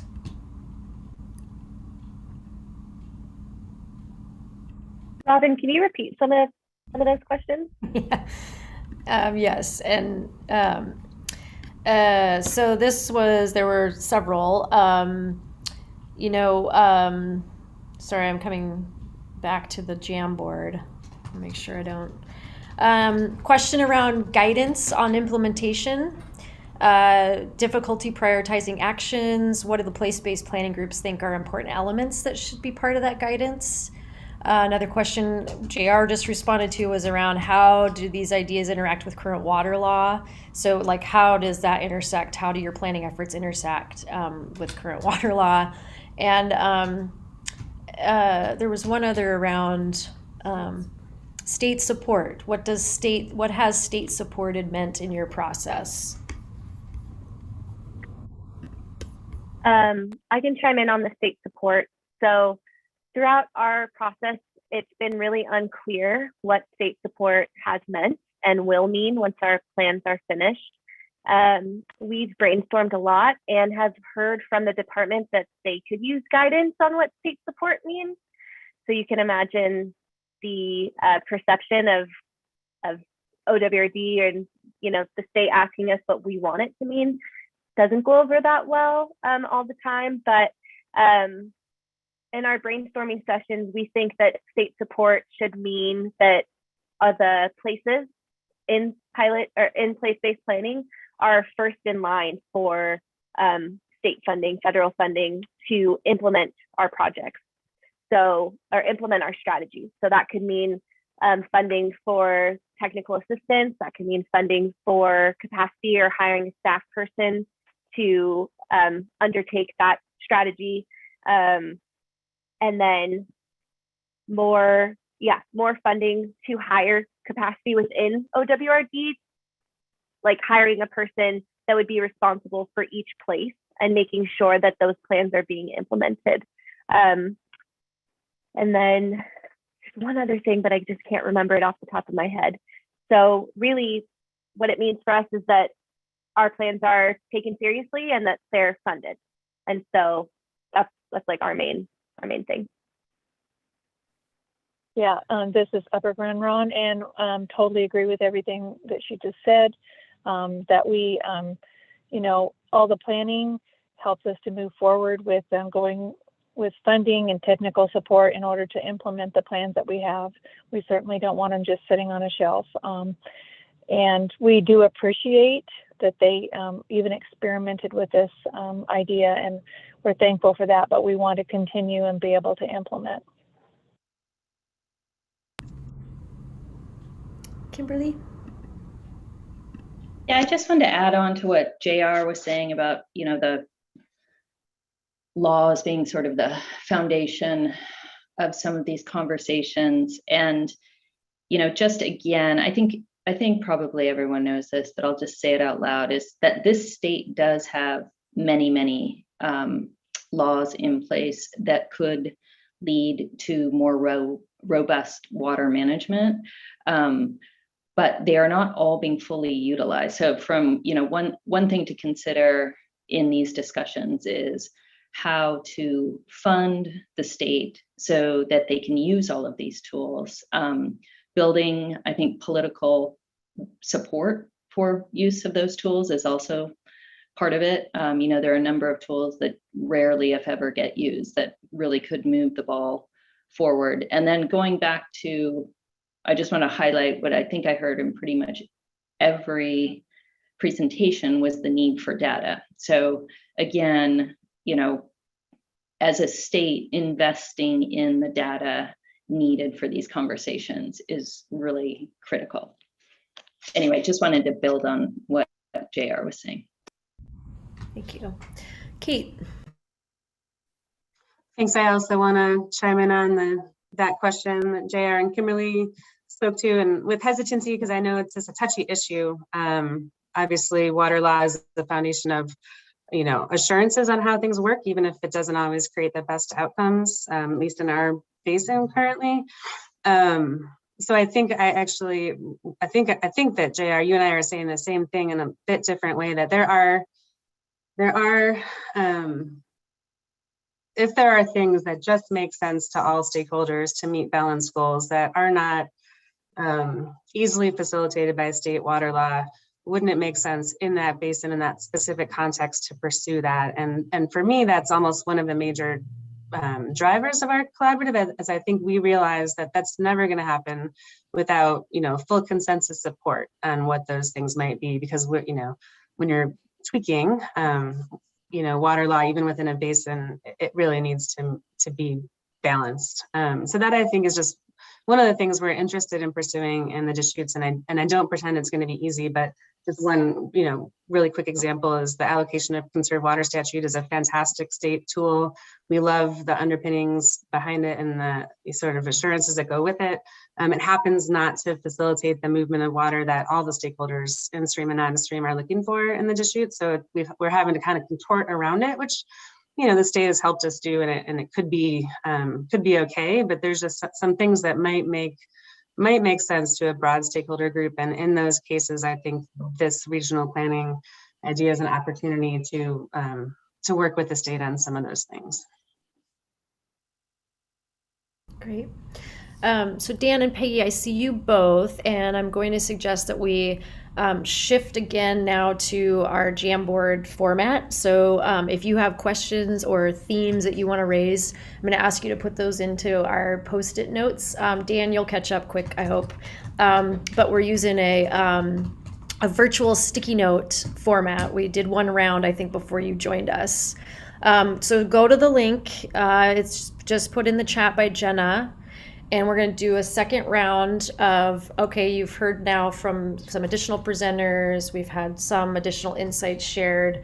And again, the question is, what themes are emerging or kind of big issues are coming up that you think are worth this work group kind of talking about or having some kind of focused energy around? And then in addition, what sort of additional questions are coming up for you? Maybe critical questions that are coming up that either those who have been presenting can share or that we can kind of carry forward into future conversations. And then the third way of thinking about this is, are there any particular principles that are starting to emerge that might be important for this system? So the triangles, just as a reminder, that's just if you see someone post a note and you want to be a +1 on that, then you drag the triangle over to that sticky note. So we kind of emphasize that there's a few folks or more than one that have said that's an important question or theme. Okay. So feel free to have at it, and we'll leave a little more time before we wrap to just look at some of these themes.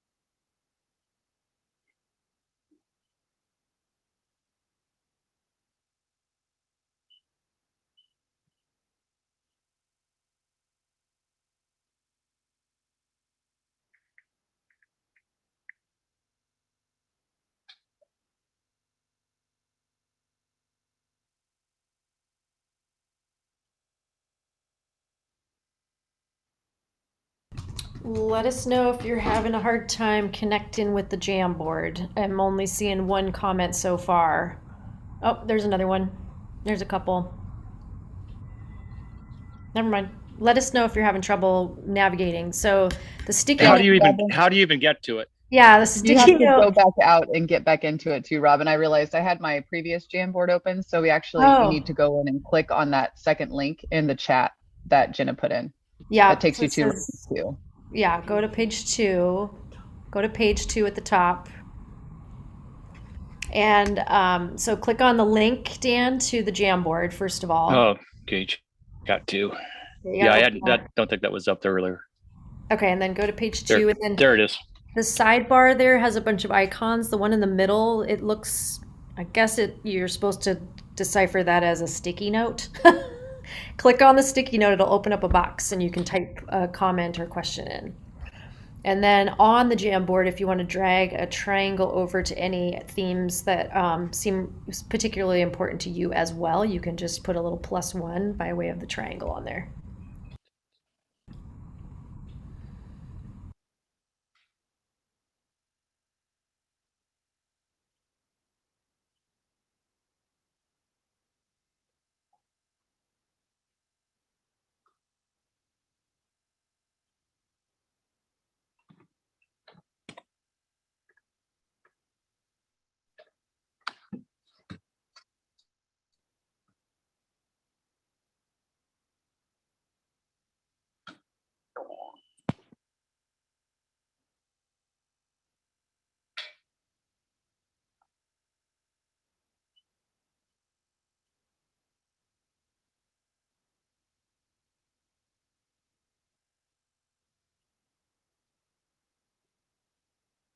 Yeah, you're driving.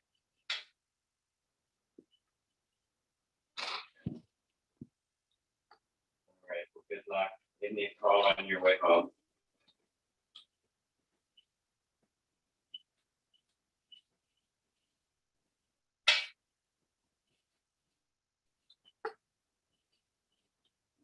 So we're just want to note, for some reason, some of these notes aren't pulling up the full comment, but if you click on it, you can see it. We're trying to troubleshoot why that's happening, but if you see a comment, you want to just click on it to get the full comment. You'll be able to pull it up.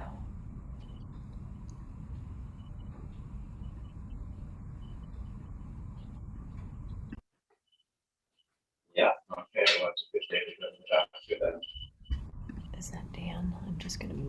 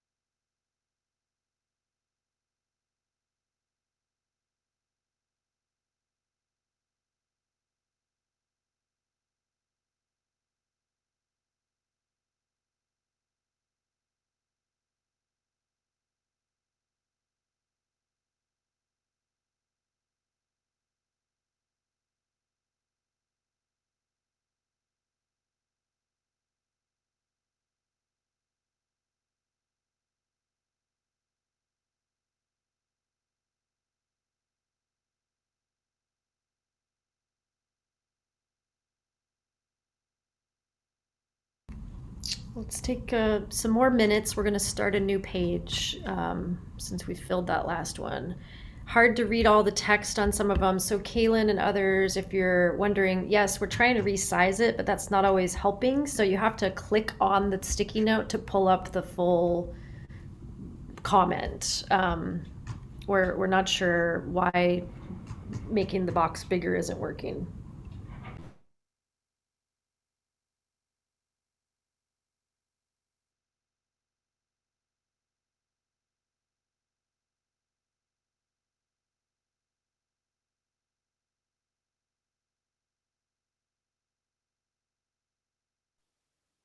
I don't know if anybody else is running into it, but it looks like you do have to double click the comment to be able to see the whole thing.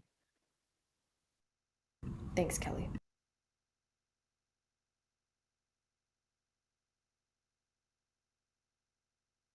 This is a brainstorm, so put as many comments as you want, add a triangle to any of the comments. We're not prioritizing issues, we're just trying to get everybody's kind of thoughts on paper or on this sticky note of what do we think is important and what big questions are coming up, and we'll sift through those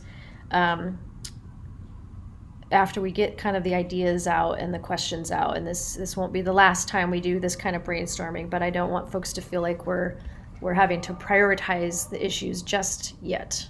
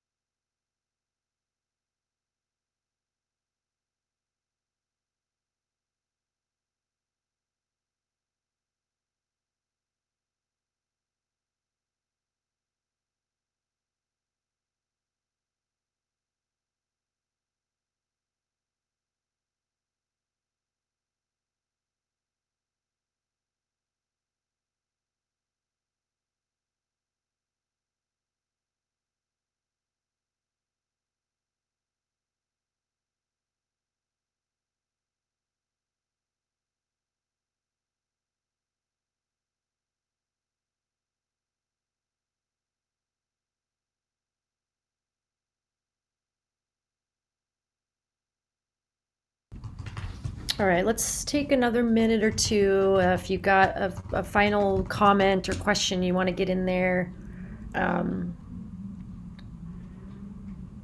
do that.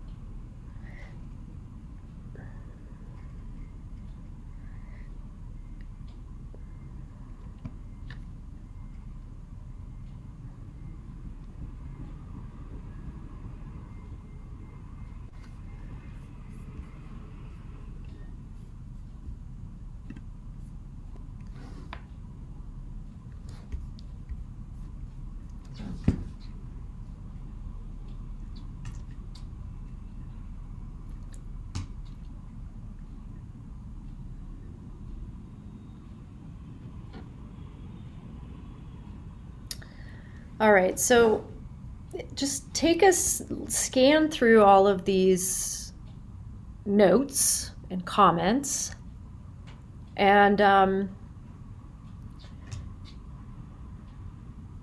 just notice if you see any kind of patterns, thematic patterns. I'm seeing some ongoing questions around engagement. I'm seeing some variations on questions around scoping these planning efforts. What what gets scoped in, how is kind of the whole spectrum of water needs addressed in a planning effort or not. Continuing conversation or questions around intersection with the law. A couple comments around this group focusing some work on what state supported means. That seems to be a theme that's coming up.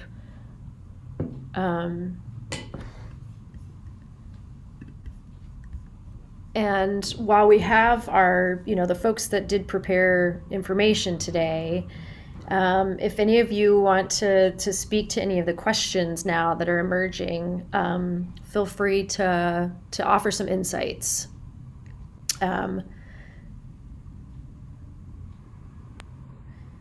I might just comment on two of the different comments. One on kind of our, in-stream flows being accounted for and needs for endangered species, as well as our water rights holders a part of the process when they have the water rights. And at least in the Deschutes, the answer to both those at first blush is yes. The managers of the water rights, in our case, it's mostly through irrigation districts, are heavily involved in the collaborative efforts since they really have the water to work with, or the so-called opportunity. And our efforts are obviously very focused on restoring in-stream flows while meeting needs for agriculture in cities. And I might not have been explicit enough about that in our presentation, but we've restored 200 plus cubic feet per second to basin rivers and streams. A lot of that is focused on, not all of it, but a lot of it is focused on endangered species.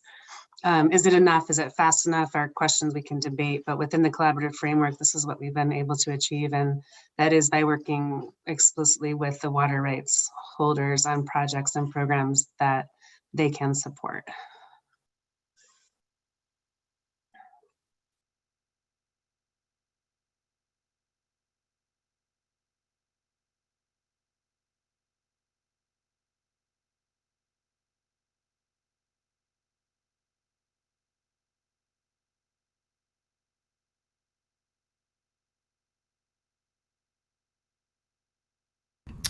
All right, so we're going to stop sharing our screen.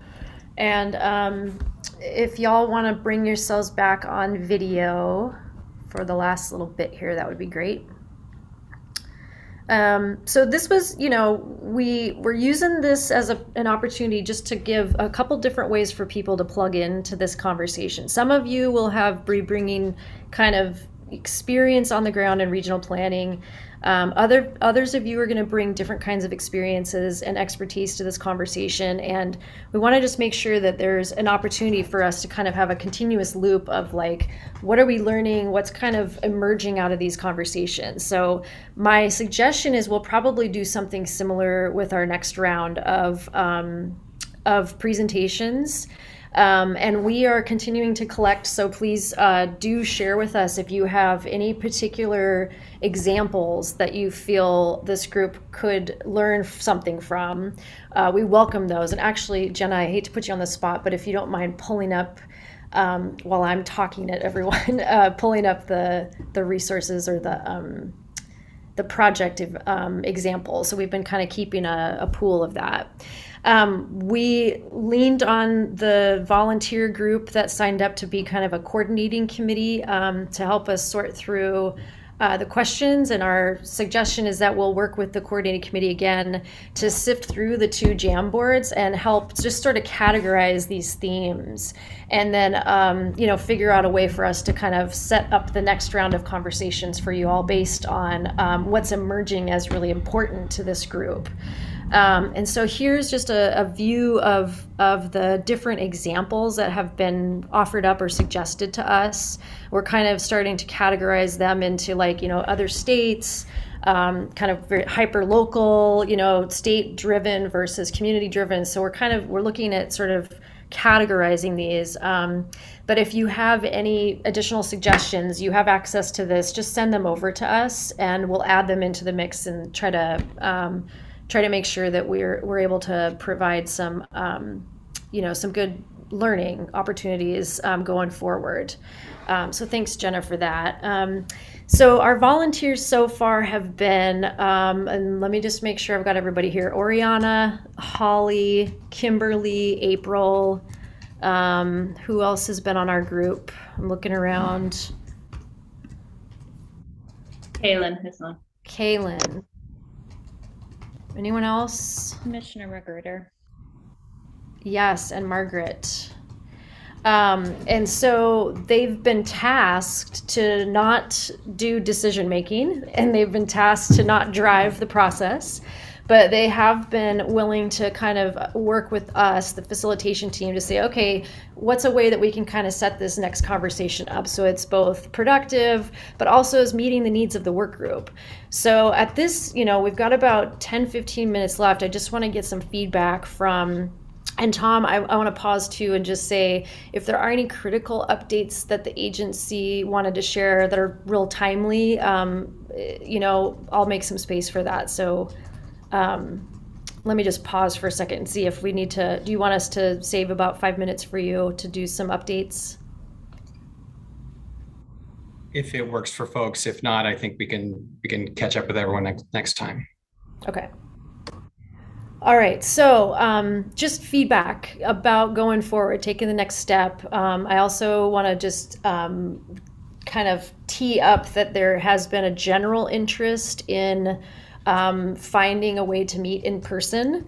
And we're targeting June for that kind of time frame would be maybe the first opportunity for us to get together in person. So the next meeting will very likely again be over Zoom in May. We have that date scheduled. Remember, we've done scheduling out, so that's May 3rd. And we want to do another series of kind of co-learning opportunities. So just any kind of input that you want to offer by way of our next steps on all of this. I just want to kind of open up the floor for folks to offer up some of your thoughts.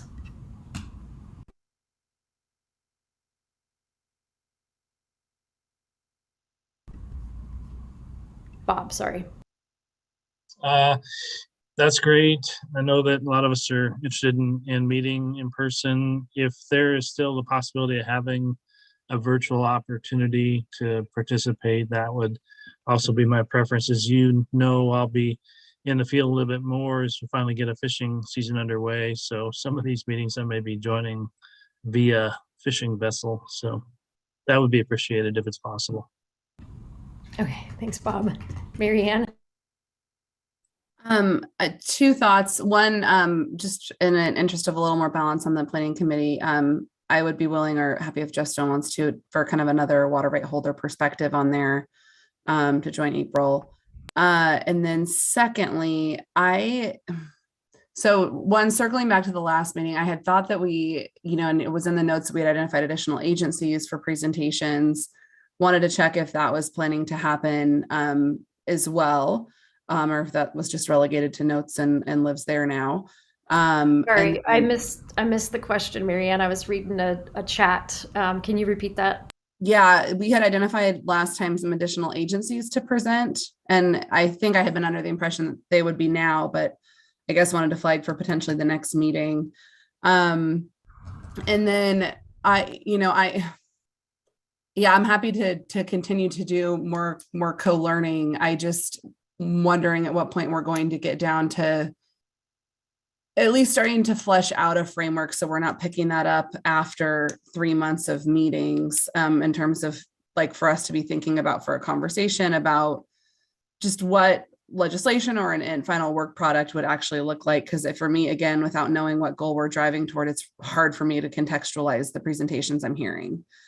And I'm not convinced that we're getting the full range of what we could be out of the presenters. For example, if we're pushing toward, and I think we are, what would the next iteration of place-based planning legislation look like? I would have loved for them to be teed up today to answer that question of like, what would you change in the legislation? For folks like Nikki and JR and Kimberly and others that were engaged, in places before there was legislation, what would have been a useful driver for you? What kind of at the state level and with that idea of what state supported mean, what, we heard really consistently data, specifically what do those data and studies look like? Is it funding that you need for them? Is it that the agencies don't have personnel to do that? Like, I feel like there's so much more in terms of crafting a plan that we could get. And again, without knowing 100% what we're driving toward, I feel like we're going to end up picking back and repeating with some of the same speakers that we had, because I appreciated the high level information from them, but I feel like there was a lot more digging in I would want to do driving toward an outcome. And I'm just still really confused about the process. And I know from texts that I've gotten throughout this, I think I'm not the only one that's confused about process and what we're driving toward in these presentations, and what, when we're actually going to get into like meat of some work. Appreciate that, Marianne. And, we're actually looking for guidance from all of you. So that's part of what we're trying to set up in these, somewhat awkward Zoom calls, is trying to help surface from this pretty large, diverse group of folks, because there's not a lot of clear definition from the legislation about what the scope of this conversation should be, we're kind of attempting to unearth that via both learning from how folks have navigated regional planning and state supports on the ground, and then what that brings up for you. So my guess is that out of today's couple rounds of Jamboard brainstorming and question and answers, that we will start to see some themes, and we will start to take shape on some of those substantive conversations. And my hope is that, sincere hope, is that we're really bringing those forward as soon as May. So if you would love to get some more input on that from any of you, and yes, feel free to join us in the coordinating, and anybody else that wants to kind of be part of working with us to do a little bit more agenda setting, we definitely welcome that. But part of this was, what questions do you want to ask of these folks? And that's how we shaped our guidance to them. Who do you want to hear from? That's shaped sort of who we're lining up. So we do appreciate and need that feedback from all of you. Nikki, and then Tom. Yeah, I mean, I'm the same. Like, I'm busy, and it's, I know we're doing a lot of learning here, and there's some key folks here that I think that are at the same learning level that several of our associations are, and we can do this, but I'm still confused as well. I feel like this group is stacked with environmental associations, the planning committee stacked with environmental associations, and just doesn't seem like there's equal representation, and that there is a pretty clear agenda here. And so, I think we could, I'd like to get a better understanding of what are we even talking about? What are we talking about with marginalized communities? I work with a lot of communities, color in our community, and they have some serious concerns about our decisions. But I don't know if that's what you guys are talking about. We work a lot on affordability and people paying their bills and getting jobs and homelessness. And I just don't think we're all saying the same things when we're talking about marginalized voices. And so maybe we should just even have a meeting to talk about what does that mean for the people in this group, because I feel like it means maybe something different than how we talk about it, in our community, and maybe we're focused more on communities of color. And so maybe that's what we could figure out in a future meeting. But I just don't feel like there's equal representation, and I'm going to have a lot of trouble with buy-in. I'll sit here and talk to you guys and explain how things work or haven't worked and what we learned in the past. But there's so many groups on here I've never even heard of that haven't even been involved in a lot of our conversations or the irrigated water strategy. So it feels kind of like we're starting from square one. I can call Kimberly and we're on the same page because she's been working on water issues forever. But I don't even know who we did the introductions, but I'm just really confused is my main thing. And I know this was a legislative effort, but not a lot of us have a ton of time to spend hours and hours and hours here. And so I would just, I think one of the presenters said, some of us have a regular job to do, and this is taking up a lot of time. So maybe we could try to get to what people are really trying to accomplish. Maybe we don't see the same, eye to eye on it, but I don't know if I can sit here for hours all year long and still do my job. And I just want to put that out there because I got to deliver drinking water to 400,000 people, and I want to play in the sandbox. I'm just really confused, like Marianne said. So Nikki, I would invite you to share what you think would be a good use of this group's time and your time in this process. Why don't you start with that kind of, how would you frame it for the group, and what would keep you coming back? I'll give that some thought. That's a really good question, Interactive, and I'll give that some thought and share it with the group. And maybe it's because I've been through a few of these before, but and there are new faces, and I gotta have patience for that. But I just don't even feel like this room is equally representative of water users, and we're the ones that have to build stuff and deliver water. And I'm not saying that all voices aren't important, but I just don't understand what we're really. It's so broad. I think we talked about in the first 3 meetings, like what we're trying to accomplish here. Okay. I see your chat comment, Marianne, about hearing specifically about the regional groups, how they would change legislation, or what they would change, or non-legislative support they would need. Tom, JR, and then April and Oriana. I'll be brief. I just wanted to respond a little bit to Marianne's comment around, I would encourage her and others to read Rebecca's report, the evaluation of the place-based planning effort. There's a lot of detail there. The place-based planning groups were involved in that, and I think it'll help underscore a lot of the gaps, the good things, the bad things. We heard a lot of it today from the participants, but I think it's a great way to kind of dive as deep as you want to go, and also see those rolled up in a series of recommendations and observations. So I would encourage anyone in the meeting today to dive into that. I'm not sure if it's final yet, final, but I know there's a draft that we shared with our commission recently, and we can make sure that it's available for everybody. Okay, we're happy to pass that on. JR?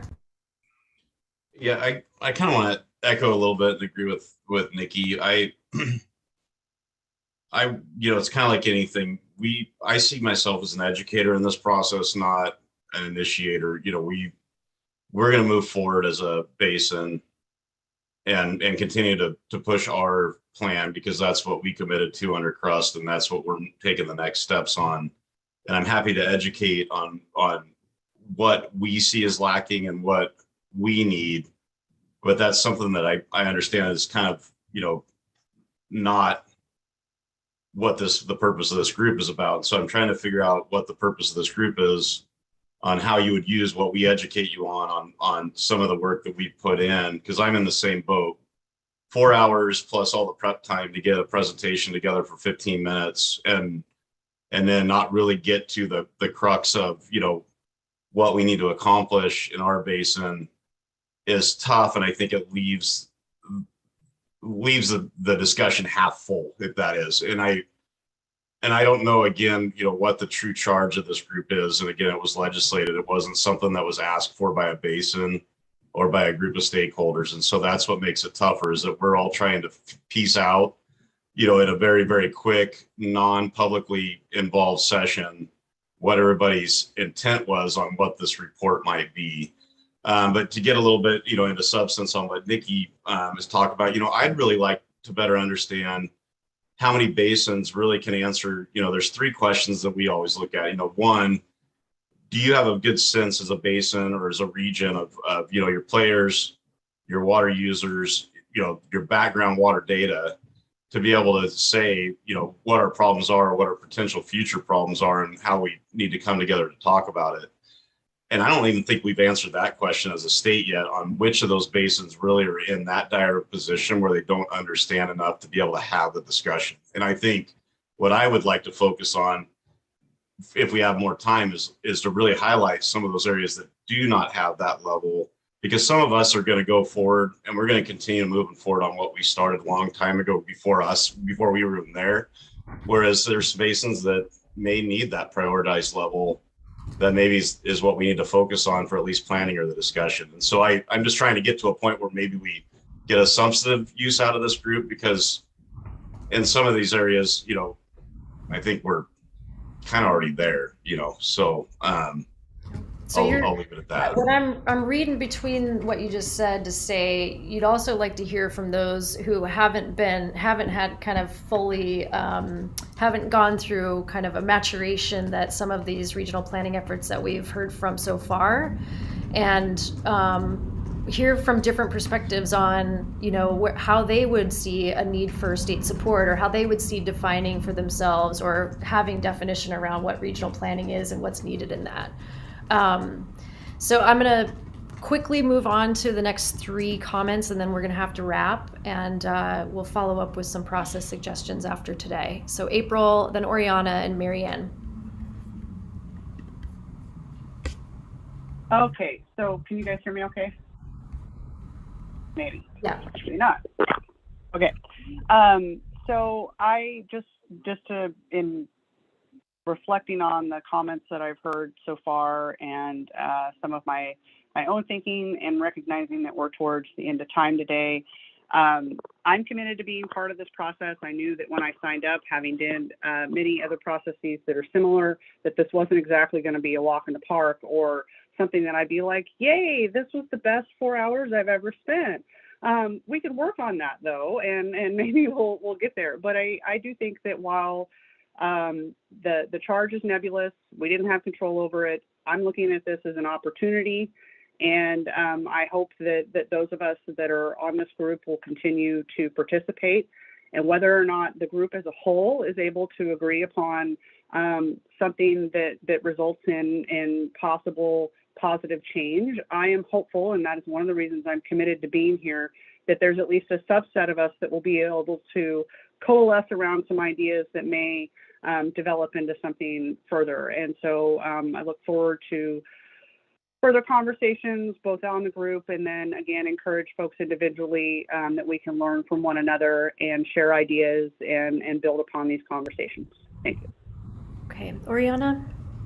So I want to address kind of this question of what marginalized communities means, because my organization, Verde, represents what are often considered marginalized communities. And that's a term that tends to get used interchangeably with environmental justice communities, which in state statute means Indigenous, Black and Brown communities, or BIPOC communities, tribal communities, rural and coastal communities, communities with lower incomes, generally communities that are left out of public process. And by marginalized, it tends not to mean folks who don't feel like they have enough of a voice at the table, but folks who've never had a voice at the table. And so some of the faces who are new in this space like mine, are new because we haven't been invited to these tables before. So I think it'd be really helpful for the Water Futures Project to come and present and share a little bit about like what it means to work with marginalized communities, help create that shared definition, and understand maybe who is not being part of certain tables. And I saw a comment on the themes jam board about not everybody being able to be at every table, which is very true, but there are also other ways to create engagement opportunities. And I think that's a question we should ask in this space too, is for the folks who don't get to be part of this small table,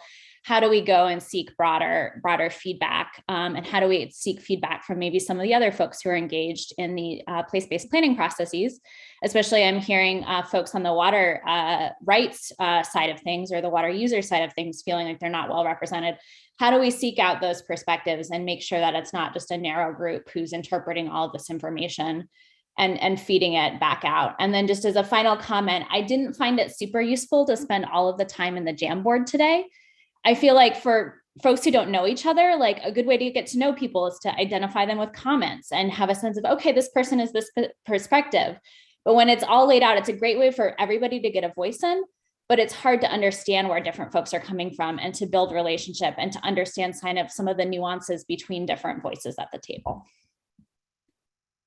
Thank you. One last note, Marianne, and then we got to wrap. And it's really quick. I just want to question for Director Byler, and you can answer it offline if you want. I'm familiar with that report. I guess I'm still unclear about the relationship of place-based planning, that report, that detailed dive to this group. Like, are we working through that? I would just love some more information, whether it comes from Director Byler or Rep Owens and Rep Helm or you, Robin, or whoever, on like, does our charge start with place-based planning? Is it bigger than place-based planning? Just a little help to get me somewhat grounded in what we're doing. Can I weigh in on that just briefly, Robin? So folks, Place-based planning is a pilot program that my agency's been responsible for helping to shepherd over the past 6+ years. And as has been mentioned earlier, the evaluation was something that we asked for as an agency because we want to assess the program. It's been a pilot and we want to know how it's doing.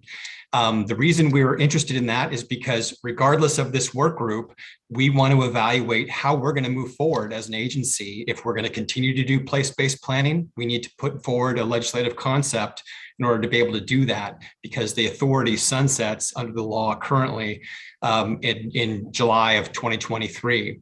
So my agency has a sense of responsibility around the place-based planning program to evaluate it and to make decisions about whether or not we want to move forward with place-based planning or some variation of place-based planning going forward.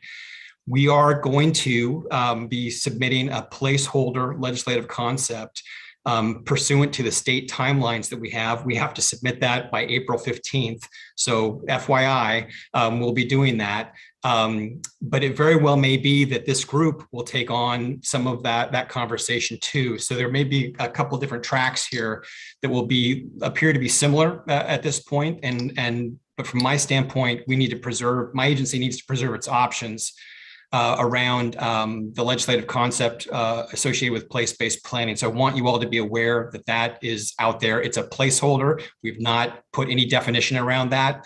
We have not had a chance to really digest the evaluation ourselves yet. It's come out that recently, but I wanted to make sure folks understood that there's a kind of a two-track process going on right now because of our interest in and an investment we've made in place-based planning and this work group, which I think may or may not have some overlap depending on where this work group wants to go. We're going to have to wrap. We've already lost several of our work group members to other meetings, but I just want to appreciate people's willingness to be real candid about what's going on for you. I actually really appreciate the candid sort of exchange that did happen on the Jamboard and with some of the insights that were shared from the presenters. And what I'm hearing is a clear call to offer up some ideas about how to really focus the scope of this conversation. And so I think based on what we've heard so far, we will pull together some suggested ways of focusing your conversations and look for feedback from all of you. And we'll start with the coordinating committee, but we'll want to get this some agreement or alignment on, yes, this is the right focus for our conversations going forward from the whole group. We'll see if we can do that. But I'm hearing a clear call to try to get some definition there, and we'll try to offer some suggestions around that and see how it sticks with the group. So again, appreciate that this isn't easy, and it's that lack of clarity creates a lot of both confusion and probably frustration. I'm hearing a tone of frustration by some, and this is it feels like, and I've heard people express that there's something really important here, and so let's just figure out what that is, and let's see how to make the best use of your time together and build some agreements or at least some alignment around some of the concepts, and we'll go from there. So I appreciate you all, and we'll look forward to more exchanges in May. And we'll follow up soon with some follow-up from today. All right, and thanks again to all of the presenters for taking the time and resource to bring their information forward. Take care, everybody. Bye-bye.